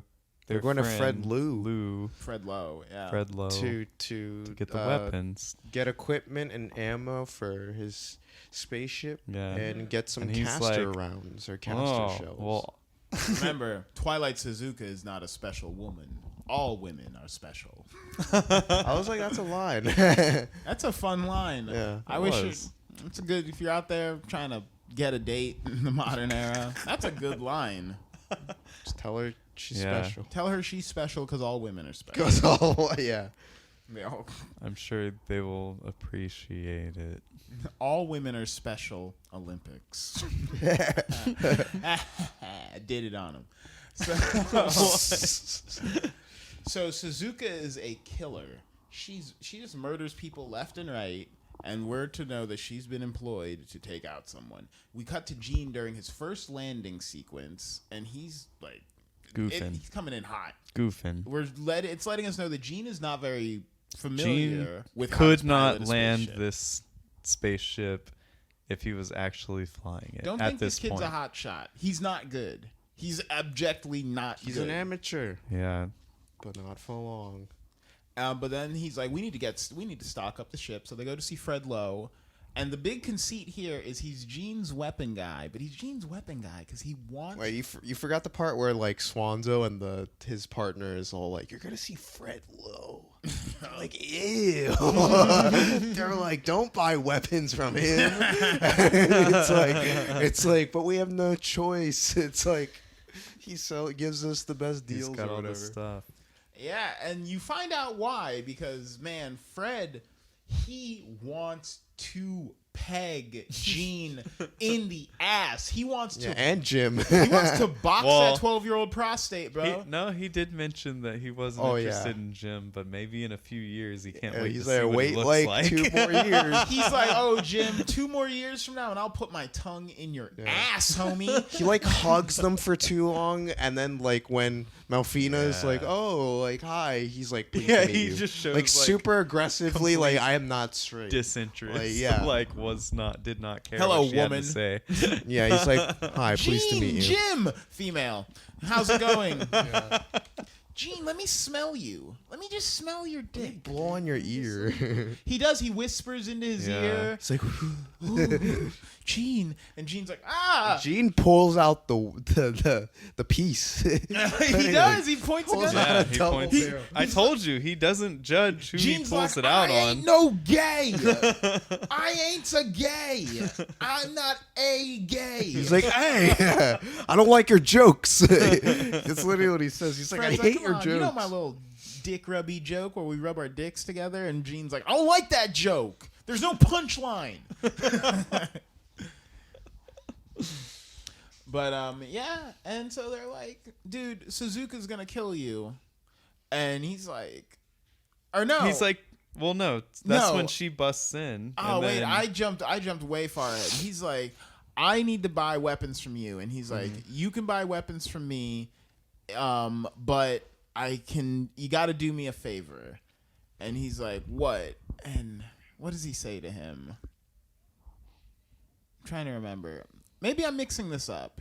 He wants to buy the weapons from him, and he's like, "Gene, this will be expensive." And he's like, "I also have a grappler ship." And he's like, "That'll be more Well, expensive." yeah, he was just saying, well, at least I'll just give you an estimate.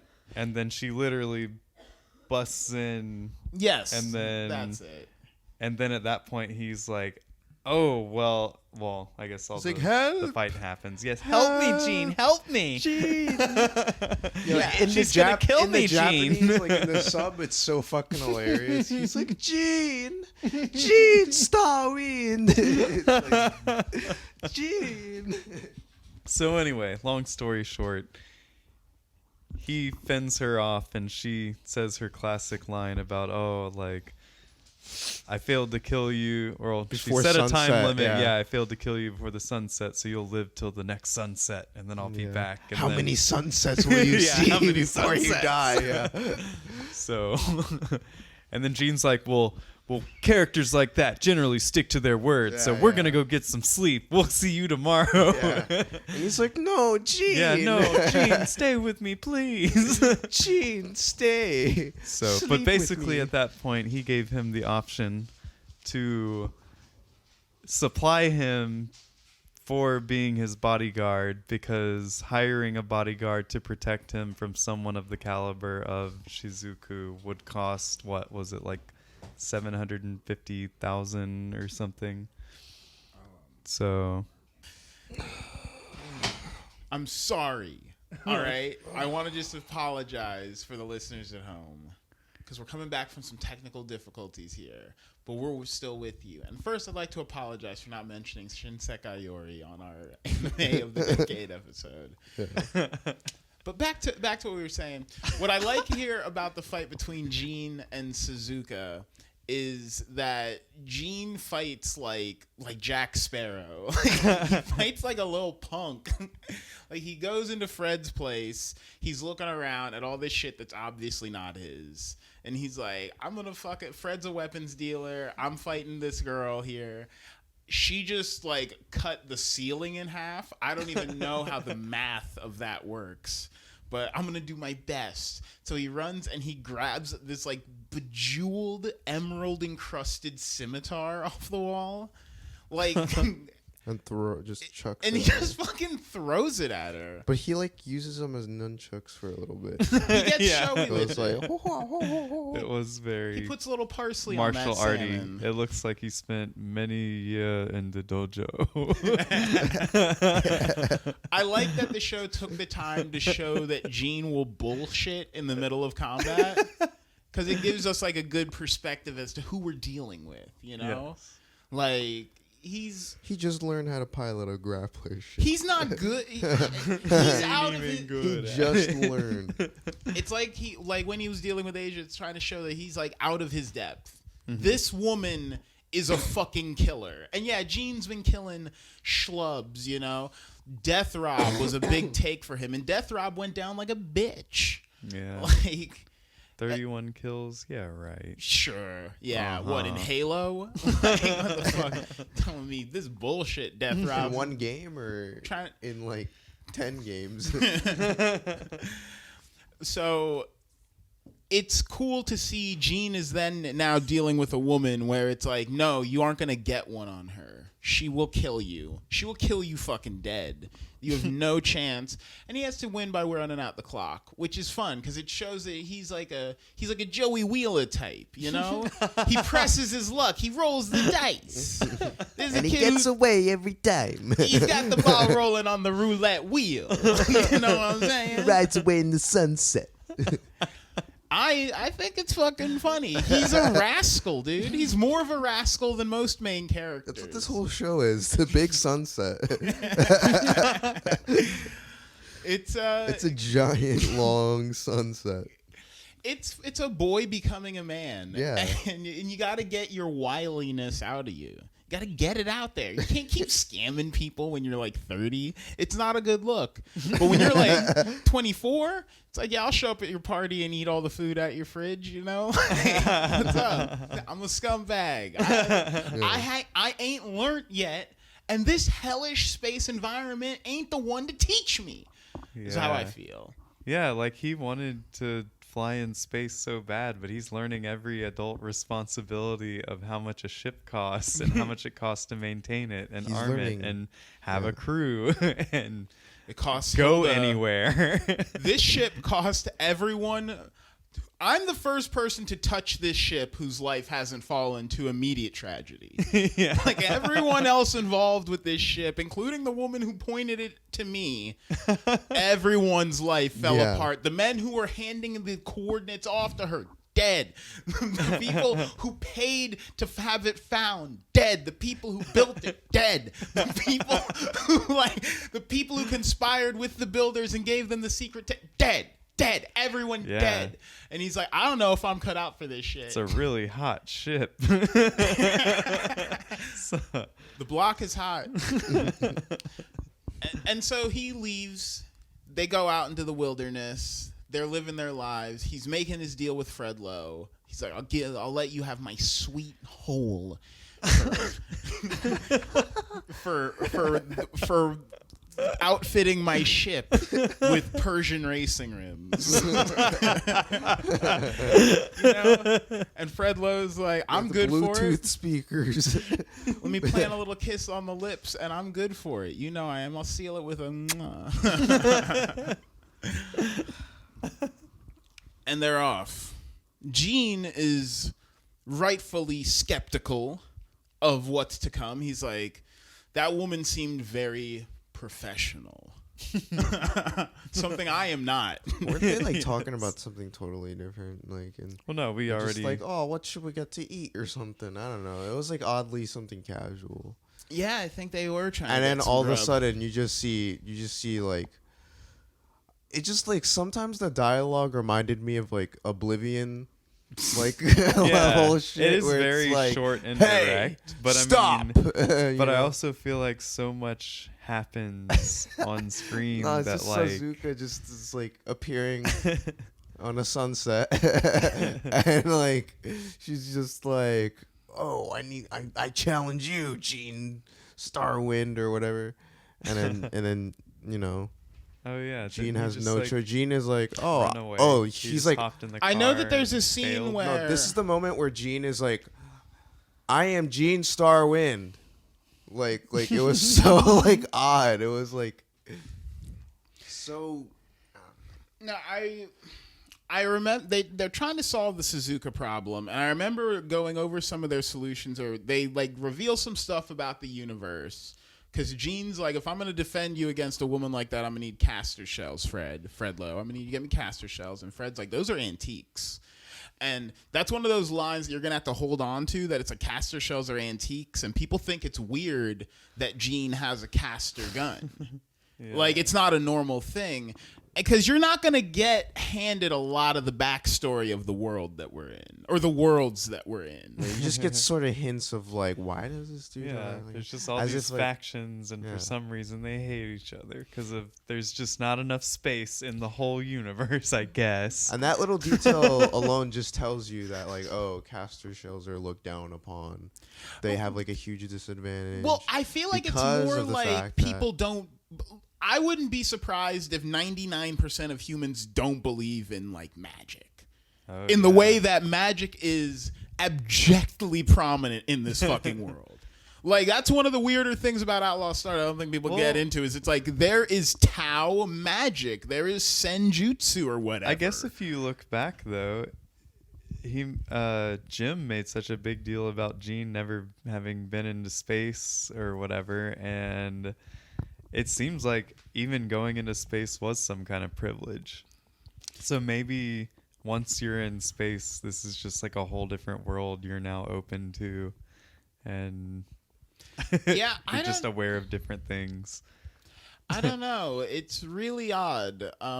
But I thought it was interesting. I also thought it was interesting that Fred Lowe suggests really off the cuff. Mm-hmm.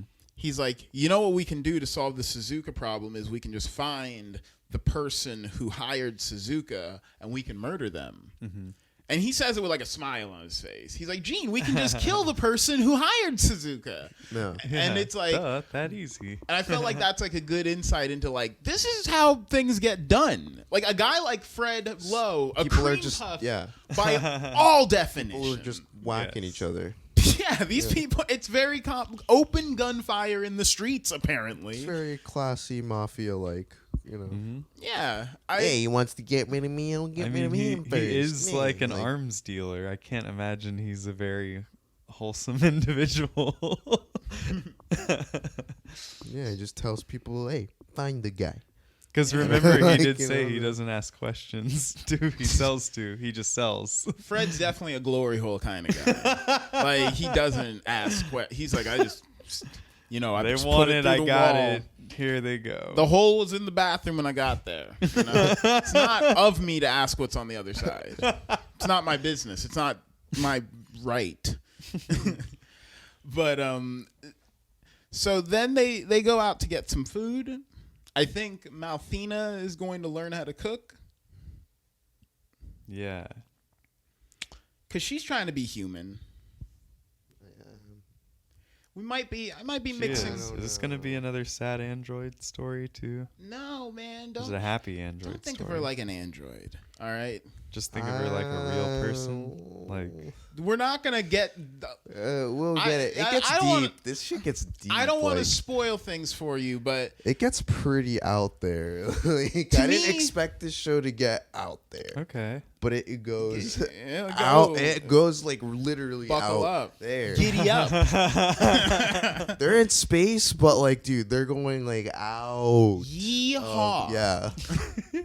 They were going yonder, dude. I'm not joking. As wide as the American West, the dreams this show holds. Damn. So that's pretty wide. But so the widest thing I can imagine. Oh, it'll spread you. It'll spread you good. All right, and so I'm trying to see here. So Gene gets attacked by Suzuka, yes? This is the part where she fucking, slices the bus in half. She chases him down. Yeah. She's like, "You have ruined my last kill," and she says a really cool line. She says, "Your worldly desires will cost you your life," which is that What she's saying is once I'm like, when I've split you in half, the fact that you did this for like a week's worth of ammo on your stupid fucking ship, you're gonna feel so dumb. Yeah, man. sure. Yeah. Like all the men I've killed before. Sure, I'm so scared. I've killed men over far greater things, and because you chose to meddle, because you just needed weapons. I can't believe you put yourself up. But I thought that was cool, you know, that Suzuka's... That's the big picture, though. She's like, literally, if you would not meddle, like, you can have your life. Like, she's anti-capitalist, and I enjoy that. I think that's With a good... the wooden sword. She's got a wooden sword. And a kimono. You're not going to sell this woman Coca-Cola. No. You're not going to sell this woman McDonald's. She's going to tell you to get fucked. She's not playing that game. And I thought those are important sensibilities. That she's like, your worldly desires will cost you your life. And I'm like, damn. I wrote it down. And then Gene just fucking runs for it. Oh, no, Gene skedaddles, and Gene has a line that I think is hysterical. What? I'm Gene Starwind? No, he says, dueling isn't an outlaw custom. And then he runs. And I was like, Gene, you green motherfucker. Dueling is most certainly the most outlaw custom. Only outlaws duel. Yeah. Regular people aren't dueling. Your school teachers, your librarians, they don't duel. Outlaws duel. regular people go to You court. have 3 guns on you. What kind of people are dueling in your world? You carry 3 guns at all times. He's referring to pirates, I You bet. go into bars and you shoot people in the head. What is your... I thought it was hysterical to show... Because Gene's not an outlaw yet. No. He's just a guy that fucking fell ass backwards, failed upwards into the best fucking... Pretty much. Into a Ferrari, you Well, know? he is wanted on Sentinel 3 at this point, though, right? No, he's not yet. No, because he's only practiced his first landing. But we're going to get to I that. thought we talked about that. Okay. So Gene's not an outlaw yet, and so it's like he says like the most casual oopsie daisy line ever. He's just like, dueling's not an outlaw custom. He runs off, and Suzuka's not having it, and they go further to express like when Suzuka cuts the bus in half with the wooden sword. She didn't have to do that, by the way. No, but they made her do that. They took the time to put that in because they wanted us to realize that it's like Gene cannot win this by traditional means. You know? Like, that was them saying, like, listen. He can't just go in blasting. He can't go schmooze her and then sleep with her that night. Like, this isn't going to happen. I'll see you next sunset. It's similar to Asia Clan, though, where it's like, it's not that Gene, that these girls are strong. It is that, no, these girls are Avengers. Like, these girls are crazy, ridiculous caricatures of strong characters. They are beyond gifted. Yeah, these girls are all the like S class of whatever field. Like, it's unfair. Yeah, it is. Like, and I don't know. Yeah, so Gene. So Gene's on he's looking at his rascal's handbook trying to figure out. He's like, what's the wiliest thing I got in here? He tries to block Suzuka's sword with his modified light shield, and I like that they introduced the light shields early because you're gonna see a lot of this light shield shit going on. Oh boy, you're gonna see like punches getting deflected, and you're gonna see bullets getting deflected. And I think it's cool. I understand what they're useful for, but also like she demonstrated that she can burn out a light shield pretty easy too. Oh, Suzuka's unfuckwittable. Yeah, I believe for all 26 episodes, she's fairly unfuckwithable. Like, but it's a great show that like keep track of this technology because this is going to be the answer to a lot of weird questions later on. When so many weird questions. There's going to be fights that we're not going to take time and I enjoy that because I think that in the future if we're 1 second. So, yeah, I really enjoy the idea that in the year 4000, when there's no rules, when you can just bring a 12-year-old boy into a room and have sex with him, with a woman, when, you know, you can just do that in this crazy year 4000 future where Gene lives. I think the idea that a guy like Gene can afford a light shield on each hand, I can't imagine shootouts in the future, you know, where everyone's got like force shields around him and shit. Yeah. You can just pick up a force shield at 7-Eleven. Are you kidding me? It makes more sense that Gene can get away with carrying, you know, a short barrel double Maybe shotgun. not a force shield. Maybe a force shield charger, like a universal. Yeah, like a shitty the cable that's The like slow too short. charger, but it's all I can get right now. You see all these mercenaries at the library, like really close to the outlets, recharging their force shields. The bus station is just mercenaries recharging their fucking light shields and shit. This is the McDonald's. dystopia that we've created. People, Hey, you have to buy a burger first. people in McDonald's connected to McDonald's Wi-Fi, updating their brain chips, fucking connected to the fucking. God, The year 4000. The year I can't 4 wait. but yeah, I enjoy that the prevalence of light shields is only going to ramp up, and so it's kind of important that Gene shows you there's different kinds of light shields now, and that it doesn't matter because Suzuka's still going to fuck him up and beat his ass, and there's no chance for him. But he manages to throw her sword away. Mm-hmm. He manages to just disarm her, grab her sword, because Suzuka's sword isn't sharp. And, you know, it's It's a boken. It's very she's just wood. magical as shit, I guess. I'm still not a hundo on is Suzuka magic or... Senjutsu, dude. She's using senjutsu. Is it senjutsu or... Didn't the narrator say, like, she's like Oh, yeah. deadly art and That's how the narrator talks That's in how this the one. narrator talks, yeah. Can't argue with that. He just kind of mumbles a couple half fragmented sentences, and And then the episode begins. and then Sunrise Animation gives him a check. one take. A great job. Yeah. They have a remastered version yet? Maybe there's a potential job out there. So, Like, that was intense, man. but I'm into this. So Gene burns out both his light shields to use up his trump card to grab Suzuka's sword and then throw it with both. Granny shot it underhand, like Shaquille O'Neal's free throws. He just and he throws her sword, and Suzuka's like, "You fucking idiot!" And then they both make a mad dash for the sword. They're running, they're chasing, and Gene can't outrun Suzuka. She does cardio every day, and Gene's a schlub. Mm-hmm. He's drinking beers. He's probably smoking cigarettes. He doesn't have it in him. And so he does a move which I assume no enemy, no scumbag that Suzuka has killed of the hundreds of men she's killed up to this point has ever tried to do.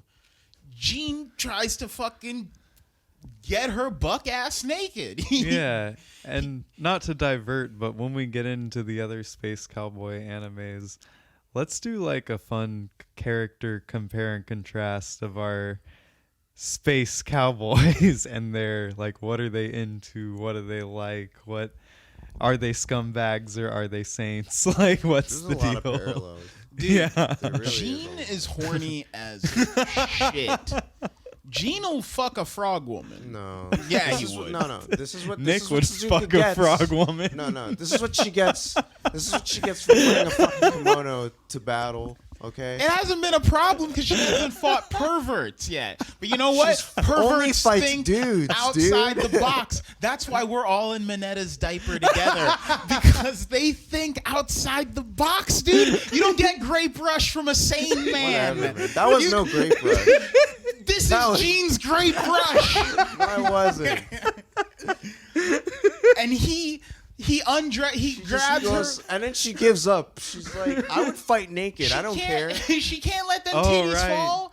I He would was let so them embarrassed. You're But she was crazy. so- I'm gonna kill this motherfucker. It doesn't Twilight matter. Suzuka, have you no I'm gonna respect? kill him. I'm She's gonna a kill woman that of kid. dignity. Like, She is a flower of midnight. You sick bastard. no, I'm just saying, like, have some conviction, man. Like, We do. if you're a true assassin, then you don't give a fuck. You don't understand what it means to hold something beautiful and protect it and keep it forever and pass it on to your children. And that's what principles are. And Suzuka is not going to let a man like Gene fucking Starwind see her ass crack. That's fucked up. She has killed way too many people to go out like that. She's gonna go out like, She blushes. Yeah, she was literally incredibly blushed. embarrassed. Oh, God. Oh, Gene. She went from like, No, it's no. And then it was like a And weird then, game of flag football, turns out. I'm not gonna lie. This is a. I guess Gene won that one. This was the anime letting out a big sigh. It was like, because yes, by all accounts, Gene should be dead a million different ways. Suzuka cut a fucking bus in half. Yeah, and With she a just blunt missed. wooden sword. Everybody in this show misses. But Gene Starwind. You see, luck is a maybe skill that's that why you he's can so train. good. Yeah, He him just and doesn't Jim miss. Hawkins. Just so good at shooting things, you know? No, Jim already admitted he's trash. Back me up, Jim. Dude, you know what I way. like? Yeah, he You know literally said that before Suzuka was going after him. He's like Jim was like, "Hey, Suzuka is coming after you," and he's like, "Oh, you're gonna back me up, right, Jim?" And he's like, "No fucking way," or something like that. You know what I No like way. is that when Gene strips Suzuka, not only does he do it, he picks up her sash and he gives it a little sniff. He does. Yeah, and He that wants was to like- know He gives it a little, He wants to know what it smells It's like, what a like. thirsty ass protagonist. and I'm like, Gene, I like your style.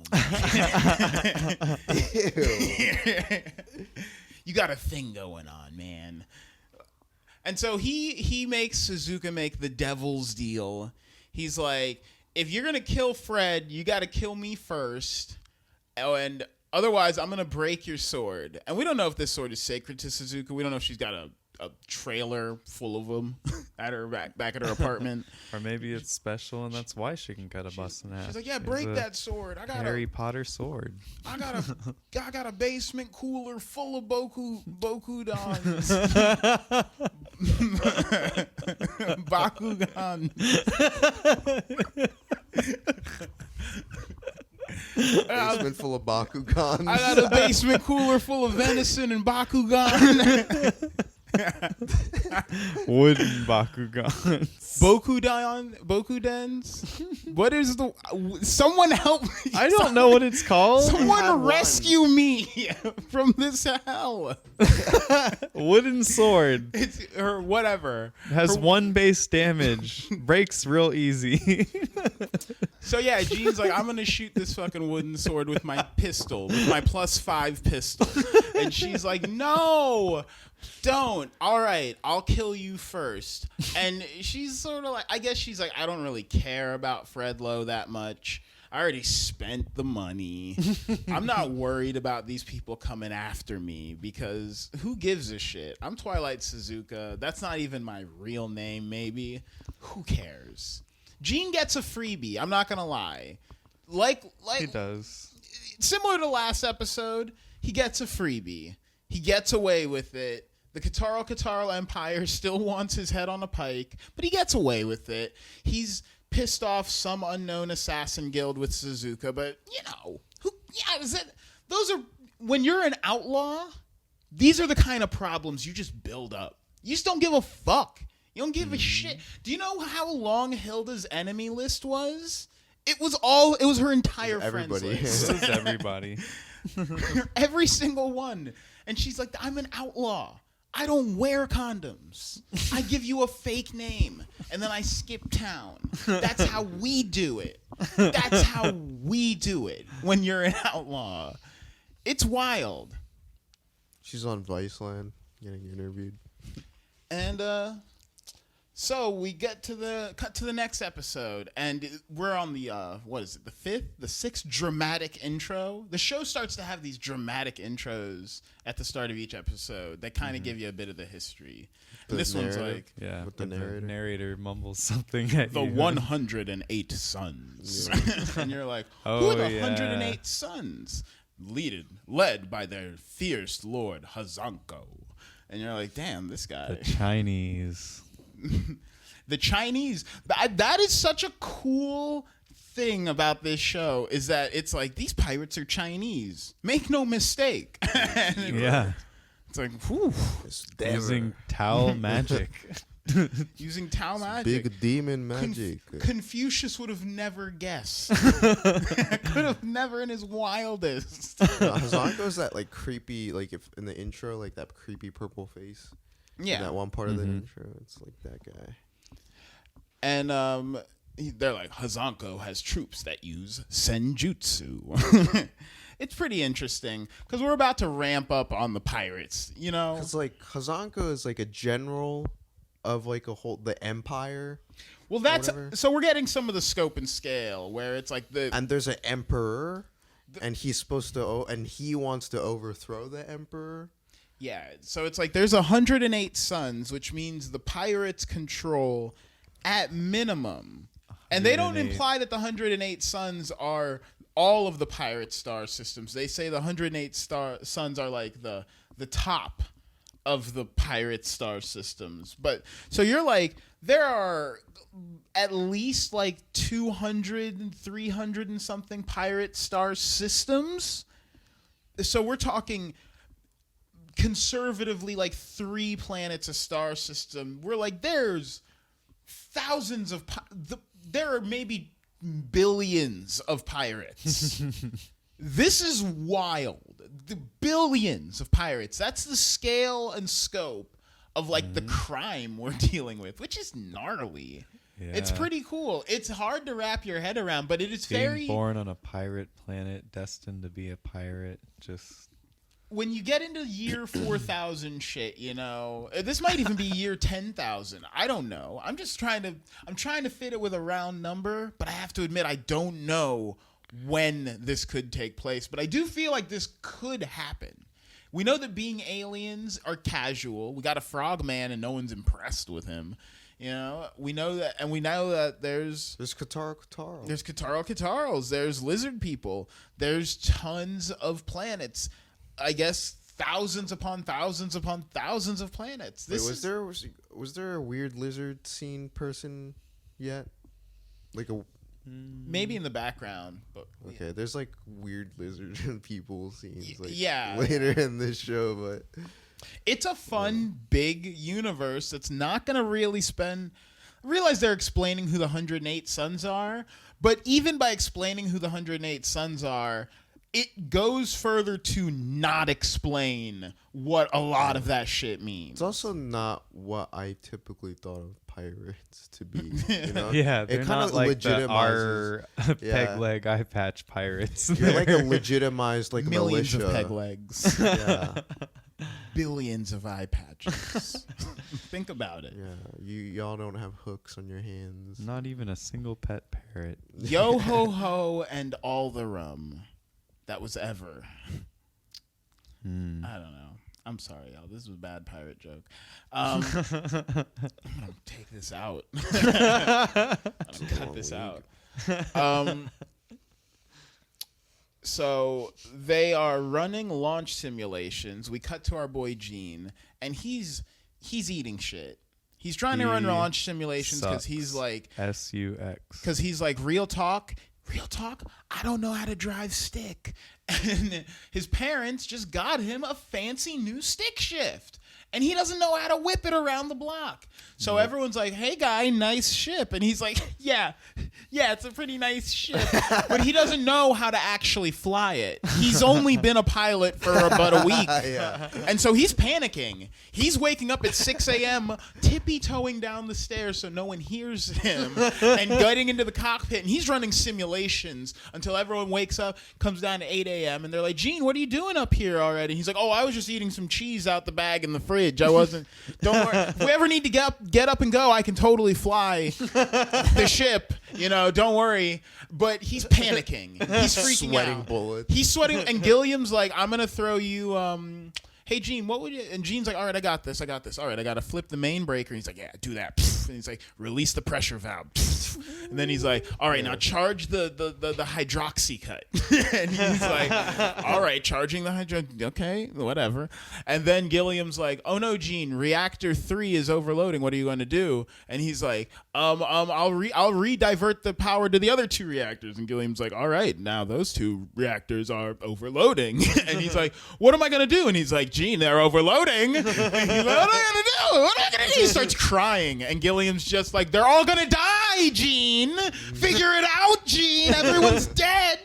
You're going to leave a 2-mile crater on the launch pad if you don't figure this out. And Gene's panicking. And Gilliam's like, hey, man, listen, I'm a computer. I don't actually have emotions. But you need to figure this shit out. Because you're going to kill everyone. Statistically. If you don't.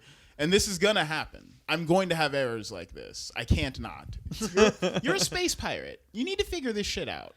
And Gene's like, shit, I can't do this. I'm not good. Cut out for this. I'm not cut out for this.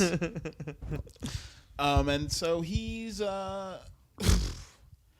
goes to hang out back at the bar because they're looking for leads. They need money. Because Gene can't get the simulation down, he's actually stalling for time because you have to pay for every day your ship is at the launch pad. It's like 4,000 wulong a day. Yeah, like or some real shit. adult problems, real big money. You can't just park here, motherfucker, until you learn how to do this. You need to pay. You pay me money. And Gene's like, guys, like, we need to get some more money. And they're like, where's all the money? And he's like, I spent it on parking. And they're like, what? And he's like, shh, I can fly. I know how to fly. And so they're like, let's go down to the bar and look for some fucking bounties. Some bounties. So they go to the classic bar from episode 1 where he killed Death Rob.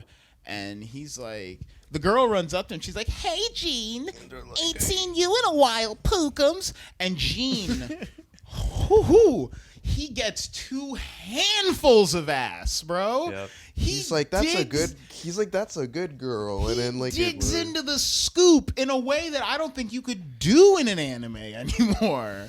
He grabs her ass. Like the camera zooms in on him. And Jim is like, what a fuck. I mean, okay. Jim is like he's like, salty. whoa, bro. You can't be grabbing that ass like that while I'm here. Nobody cares though. No one cares. Outlaw Star The bartender flips. is like, nice to see you, Gene. It's the year 4000, bro. There's no rules. He's like, hey, Gene. Hey, Gene. It's been a while. You want to make Yeah, but out? It's the year 4000. There's no rules. Want to get drunk and make out? Hey, Gene, you want to? You're our first customer at 4:00 in the afternoon. You want to kiss each other's bodies, Gene? Yeah. I mean, I like that this is the most subversive thing we can imagine in the year 4000 is 2 men having like a romantic relationship. The bartender. Wouldn't it be crazy if in the year 4000 like 2 men could kiss? That'd be like wild, man. Like frogmen, cat people, 2 men kissing. No, but there's no class in just like, on the clock, just like, hey, Gene. That would be a year 4000. Like you can have sex on the clock in the year 4000. No one cares. Let's be real. Everything is automated. Like I have a right to reproduce when I want to. Everyone really just works as a formality. It's like everything's actually automated. Like whenever you see a guy mowing a lawn, he could let go and the lawnmower would actually handle everything. Everyone in the future is just bored. And so when you see a bartender, ooh, I can pretend to bartend. I can pretend to mow the lawn. I can pretend to drive. Yeah, What's a I'm a bartender? window Oh, washer, yeah. and it's like the windows are like they have an antimicrobial coating; they don't get dirty. And he's like, "I wash the windows. I wash the windows. the windows. I watch the windows. I watch. I cook donuts," and it's like, "Grandpa, we all live off of hyper food now. No one eat it in eats." pill form. Yeah, he just makes the donuts and throws them in the trash. There's no trash in the future. It just gets reconstituted into donuts. Yeah, which gets turned into the pills that we eat. Right. It's a perfect loop. It's a closed Perfect system. loop. It's the year 4000. You can have sex with your breast bro, and it's just like normal. It's normal, bro. Come on, Jim. We can both use one condom, dude. It's the future. Ew. It's the year 4000, dude. There's no rule. We can't afford another condom. We have to share one. We can use it at the same time, though. It's the year 4000. Like, Jim, it's already open. It's This like, is I know. It's this from is my last wooden time. sword. This is my wooden sword hell. Speaking of, Yeah, he cleans it every night.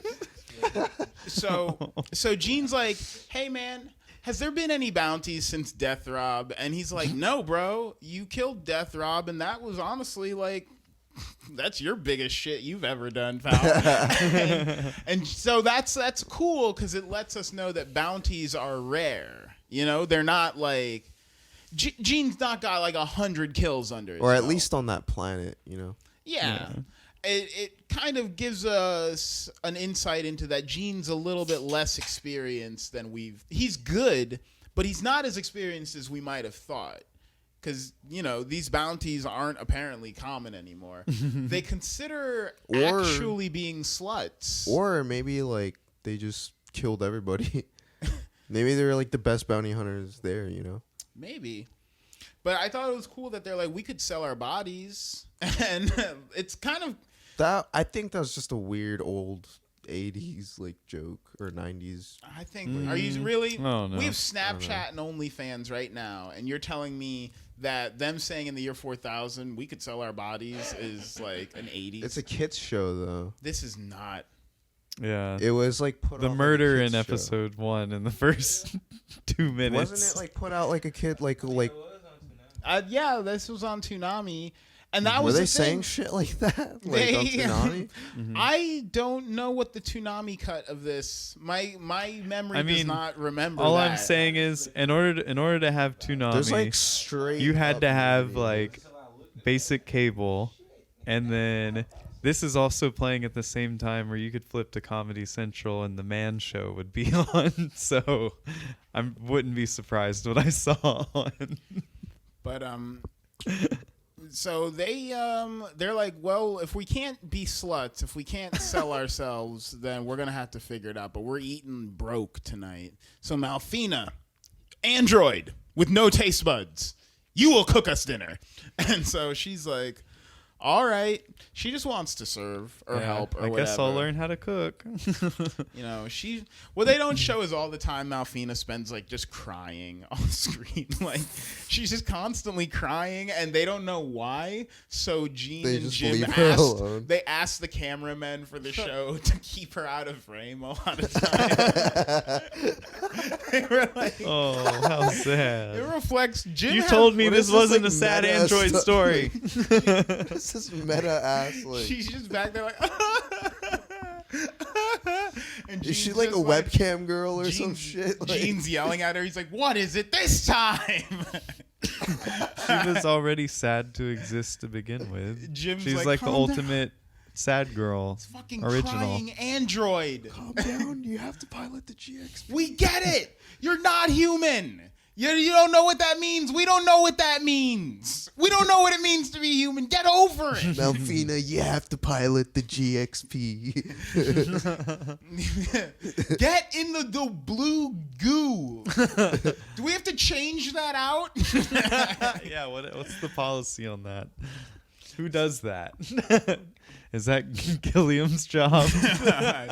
I recycle the blue goo. Drain the Melfina tank.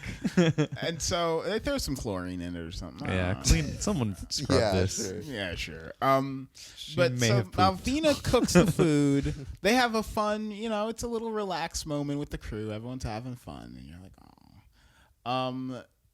They go to bed, and then Gene wakes up. Am I remembering this right? And he goes downstairs and he sees Malfina on the couch. Yeah, I think. Yeah, And she yeah. was just sitting there because why would she need to sleep? She was doing something. She was like, I don't know, drawing swastikas. Well, Shut- he sat with her, and then she leaned into him and He's like, said, "Malfina, "Oh, what are I you just want to stay like this. This feels good." Every page of this notebook is just filled with swastikas. This android, what's wrong with this? I just keep dreaming about them. About the ones that burn? How did this go down this dark? So fun. Like, Yeah, but all she did was lean into him and say, "This feels good. I just want to stay this way." she leans in, and it is. She's like, Gene Starwind, you are literally the only human male that I've spoken full sentences to. So, I really like you. I want to lay here until I fall asleep. And Gene, this guy with spider-like hands, like a tarantula of a hand. He goes. You see the camera start pacing downward. His as overly Gene's animated, going. like googly, Yeah, they're like going molesty the hand. opposite direction. Gene is going They're, for like, that bending backwards. pussy. He is gonna get himself a hot handful of clit. Want you to check a peek. Yeah. Left the scratch. He's gonna pick the plumpest strawberry from the bush. He was going for it. Gene was gonna finger fuck a sleeping android that was like 1 week old, a 1 week old woman with no knowledge of how the world outside of those walls worked, and he was gonna finger blast her. He was gonna do it, and I was like, Gene. Yes, it's a sex bot. I guess. I For guess. his purposes, he's like, if she's got a vagina, someone put it there. This isn't like she's not a human like us. No. Someone put her vagina there, and I'm gonna finger it because that's how my moral system works when I'm Gene Starwind. And I was like, this is an interesting main character. Yeah, that he would make a move. Who walked in? That's all you got to say to that. He's a Didn't mercenary-like character. It's Didn't an- Jim walk in though, or someone walked in? Yes. And was Yeah, no, like, Jim stops it. Jim's Jim like, is are you like- about Oh, to yeah, right. literally sexually assault that woman? Gene, how about you let me cuddle with her? Because she reminds me of my mom, and you're not going to finger my mom, dude. You're not. No, Gene. Wash your hands, trim your fingernails, and then go to bed. Because you're not fingering my mom, dude. But I'm just blown away that he went for it. Yeah. Like, Gene, free of prying eyes, Malfina got fingered that night.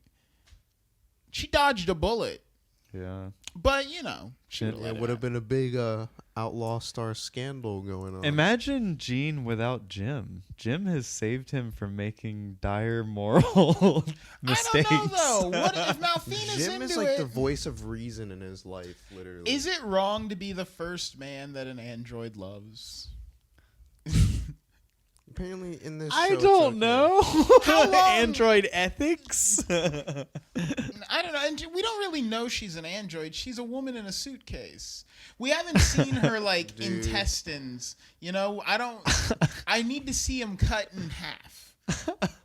Or if she stepped on a scale and she weighed like 1,000 pounds. Oh, yeah. You know?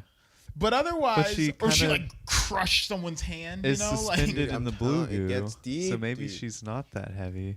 yeah. Because he held her in a suitcase. True. She might be very light, which is even cooler. Like, she weighs like 30 pounds. Yeah, Hilda was able to carry her in a suitcase. Yeah. Very, And that was a freezer. Hilda That was a also portable. had a face under her face, though, so we can't think she's like a normal woman. She's pretty stylish. No, she ain't. Plus, like, what is gravity even like in these places? Maybe that was real heavy. So, Gene and Jim is sleeping with Malfina, thinking about his mom, and then suddenly there's an attack on the facility. The crew's under attack by a bunch of... by a clown-faced man. Oh, by the Joker? By the Joker. The man with a fat forehead. Thick forehead, bro. Very... Yeah. Oh, man. Must have been a rough time. That didn't make a noise. Rough time in middle school when you got a forehead like that. I'm sorry.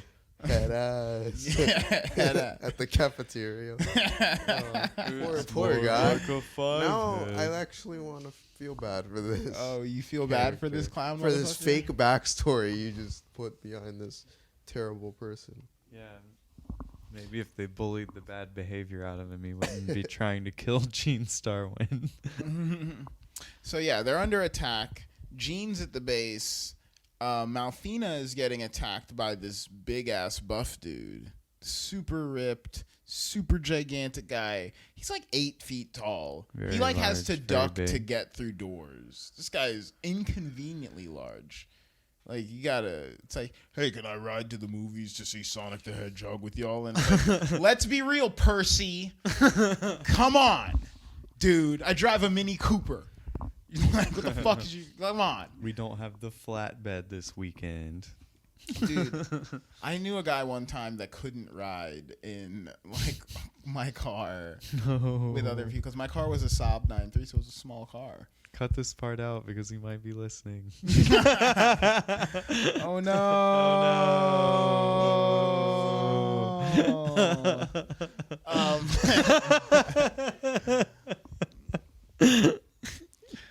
And so these clown ass motherfuckers are attacking. Gene's fighting for his life. Malfina's about to get her shit pushed in by this guy who's like really making a meal out of killing her. You know? He's like, I'm gonna chase her. She's gonna run down the hallway, and then I'm gonna spook her. I'm gonna burst through the wall. She's gonna think I'm gone, and then I'm gonna fucking bah. I like to scare the women before I kill them. I like to really terrify them, you know? Because this guy's like, you would assume he'd be able to kill her, and like, you assume he'd be able to just grab her, snap her neck with his thumb. He's so strong, but he's chasing her down, and Malfina is about to get her shit pushed in, but suddenly we hear a pan flute start playing. No, not really. But we see cherry blossoms fall. No, I'm kidding again. Probably. I think cherry blossoms were there. We hear a pan flute. We see cherry blossoms. We hear the rustling of bamboo in a babbling brook. And Twilight Suzuka makes an appearance to defend Malfina. She was there to kill / talk to Gene Starwind, perhaps. But instead she encounters Malfina under attack, and she's like, fuck. Twilight Suzuka's been around the block enough to know. She's like, these are fucking like Tau pirates. Girl, They're K pirates. Girl power. You're wrapped up in some shit you don't understand. And I will protect you, because that's what chicks do. When you see a girl like a situation where it's like, girl, you're out of your depth. You're gonna get eaten by sharks out there. You're at the club in high heels and you're clearly way too drunk, and I'm not gonna let you get into that limousine with 8 dudes. That's a bad look. You're gonna ride. You're getting in this minivan with me and my friends. We're gonna go play Scrabble. We're gonna drink orange juice. We're gonna together. go drink orange juice till we sober up. We're gonna play Scrabble in a brightly lit environment. No funny business. No monkey business. no monkeying around. Except the whole time fooling around. everybody plays sex words anyway. It's Scrabble. Is that the abstinence game? Scrabble. You want to keep your virginity? Just play Scrabble all your life. Do you not just not like sex but hate other people having it. Oh, poor China and India. So meanwhile, the Outlaw Star is being attacked by straight up Evas. Like, it looks like. Yeah. Yeah, they kind of look like that. Yeah. They're long putties. But it's not Shinji in these robots. It's clowns. And I thought it was interesting that these are clown pirates. Because I'm like, One Piece. But see, what do they look like under there? Or are they made of machine too? I feel like. I felt like they were made out of machine. Or are they like the Frog Man? I just thought it was cool because now it's Maybe. like. Akira had clown bikers. Oh, One Piece has clown pirates. And now Outlaw Star, we got clown space pirates. I'm like, we keep doing this, man. Japan loves their clown gangs. Whoop. Clown gang, rise up. We're about the juggalo. Like. Whoop whoop. Yeah. We like juggalo. They really are Like, all among us. Santa Clown a posse. Everyone thinks we're going to have Civil War 2, but it's actually just going to be the juggalos revealing themselves and everyone else dying. Fego goo. Twisted metal.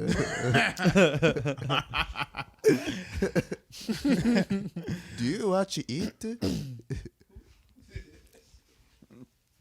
So they're getting shot at. I have in my notes, Gene, life or death is up to you. And I don't know why I wrote that down. Did someone say something like that to him?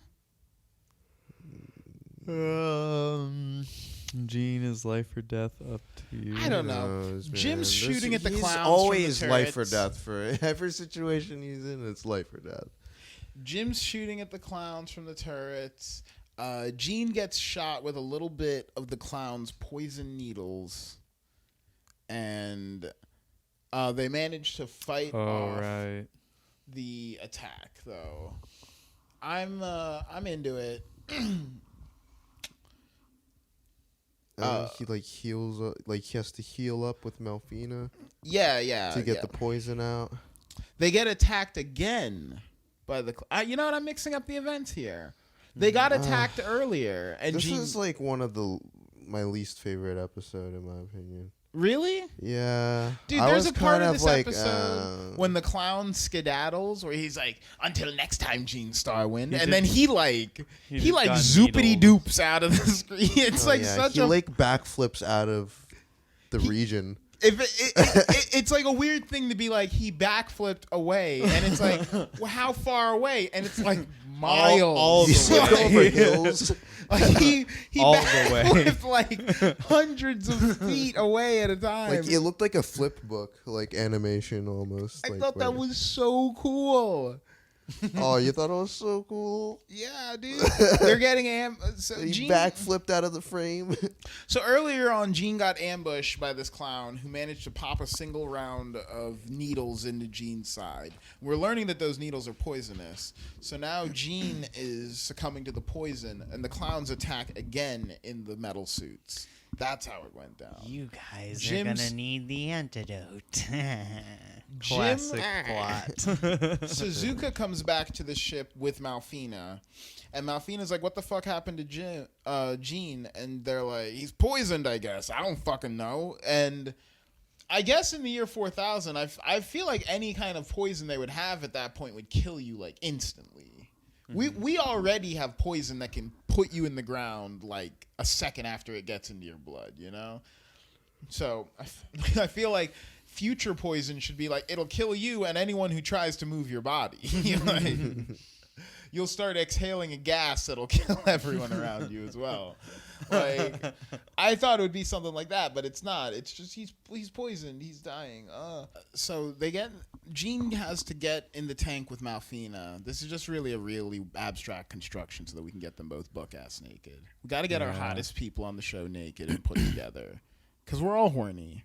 That's what we're all in this for. That's why we went to space. That's why we put arms on the ships.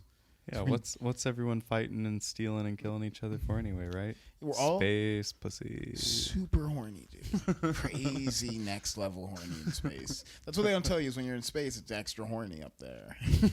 Every astronaut, like Buzz Aldrin, Yeah, because it's Yeah. novel to be in space. got When a there's boner since he went to space. It has not gone down. There's, When like, there's there's not no that many humans atmosphere doing it, to you know? protect you. There are people who think Space. Neil Armstrong's boner is what killed him because it was just a moon boner. That's what they call it. Scientific. They call it moon rock.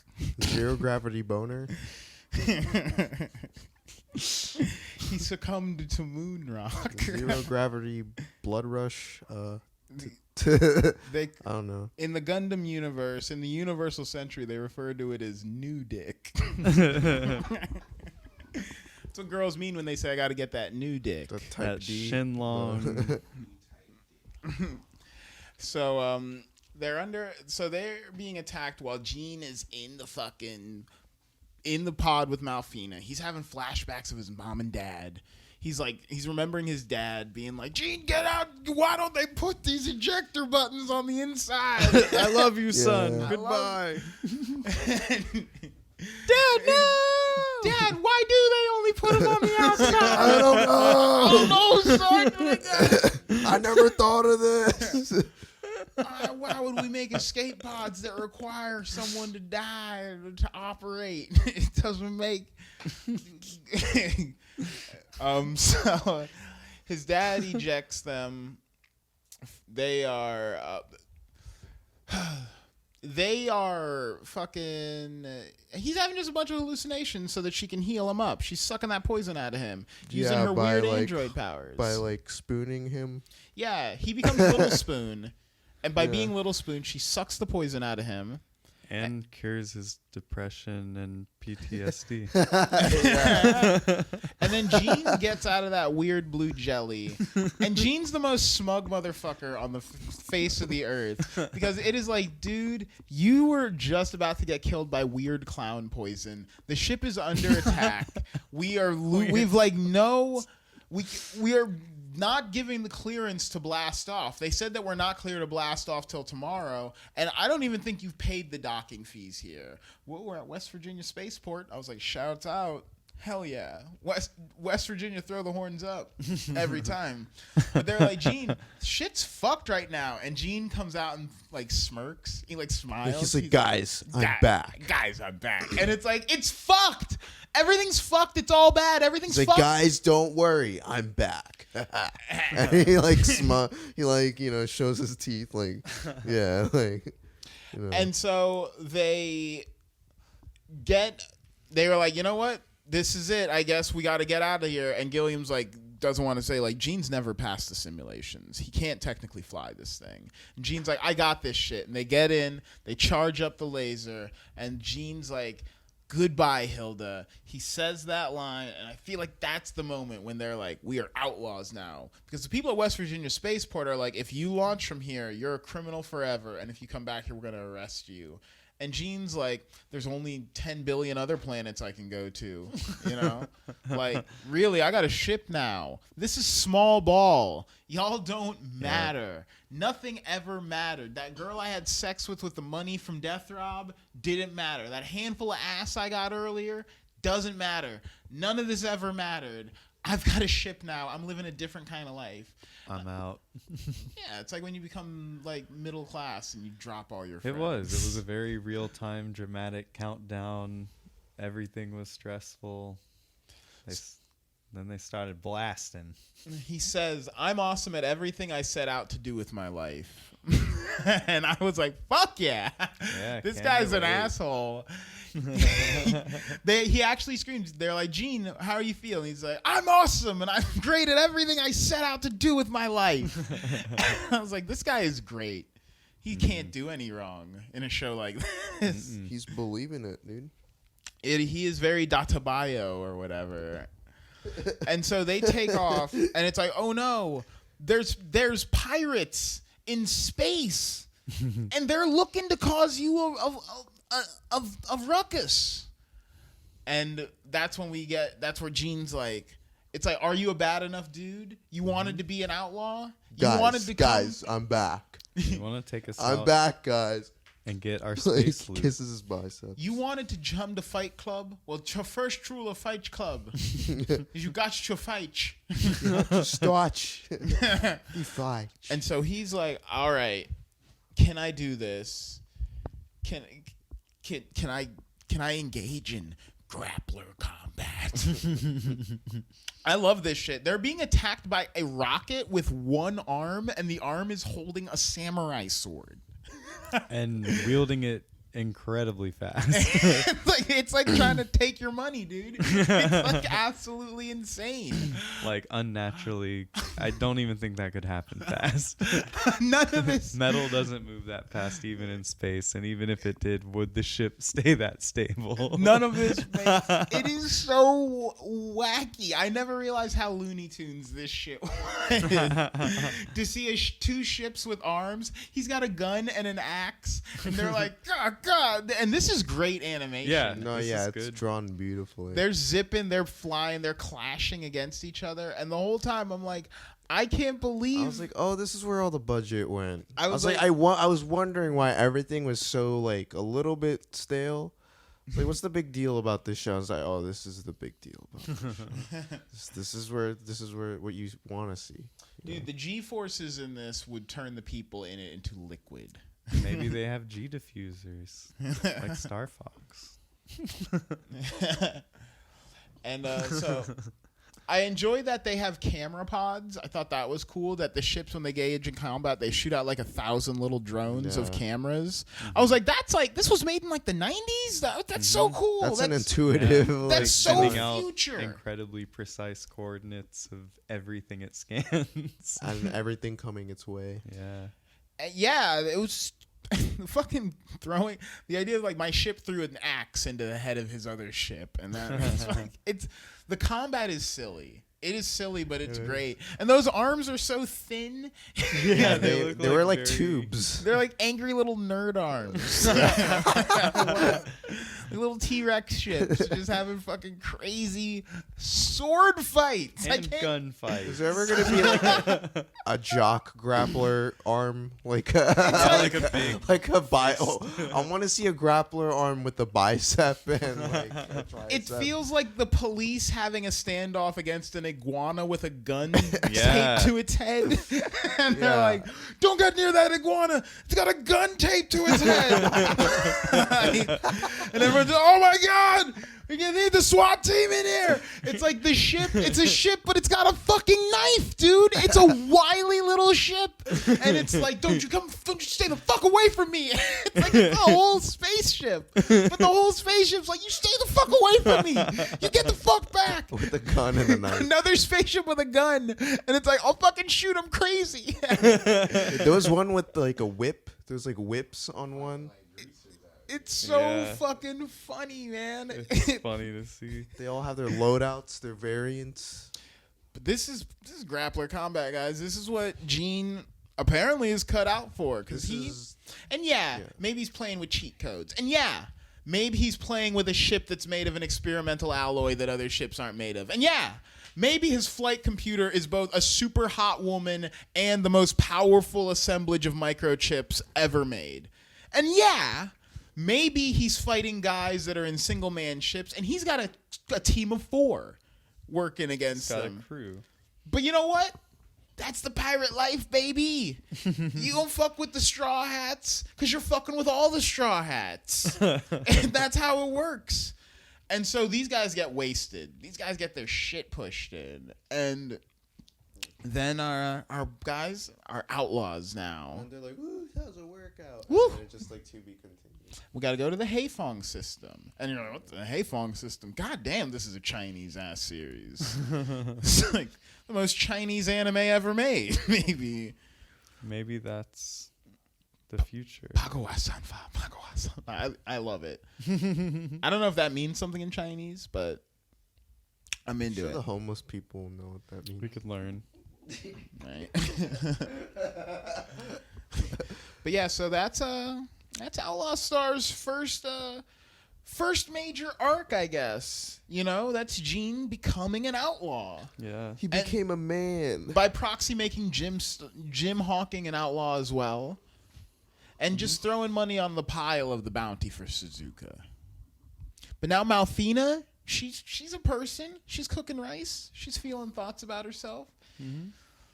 And the ship, Gilliam, he's got a name now. He's like, I'm the Outlaw Star. He corrects them at one point when they call him the ship. And he's like, I am the Outlaw Star, and you are my crew.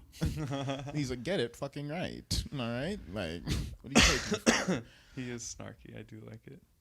I love it. And I'm eager to see where it goes. Because we only got, 16 episodes left? Yeah, we can knock that out quick. Easy. Yeah. Few hours. Only 2 or 3 more arcs. It's Yep. It's 2 or 3 though. It's not 4. There's 0 chance it's 4. The last one, I can't wait to get to the last. Yeah, whatever. Yeah, sit on your dick, all right, pal. You sit on your dick. Fart down your shaft. Waiting for you guys to be sitting on your dicks with me. We're all in the diaper, dude. Oh.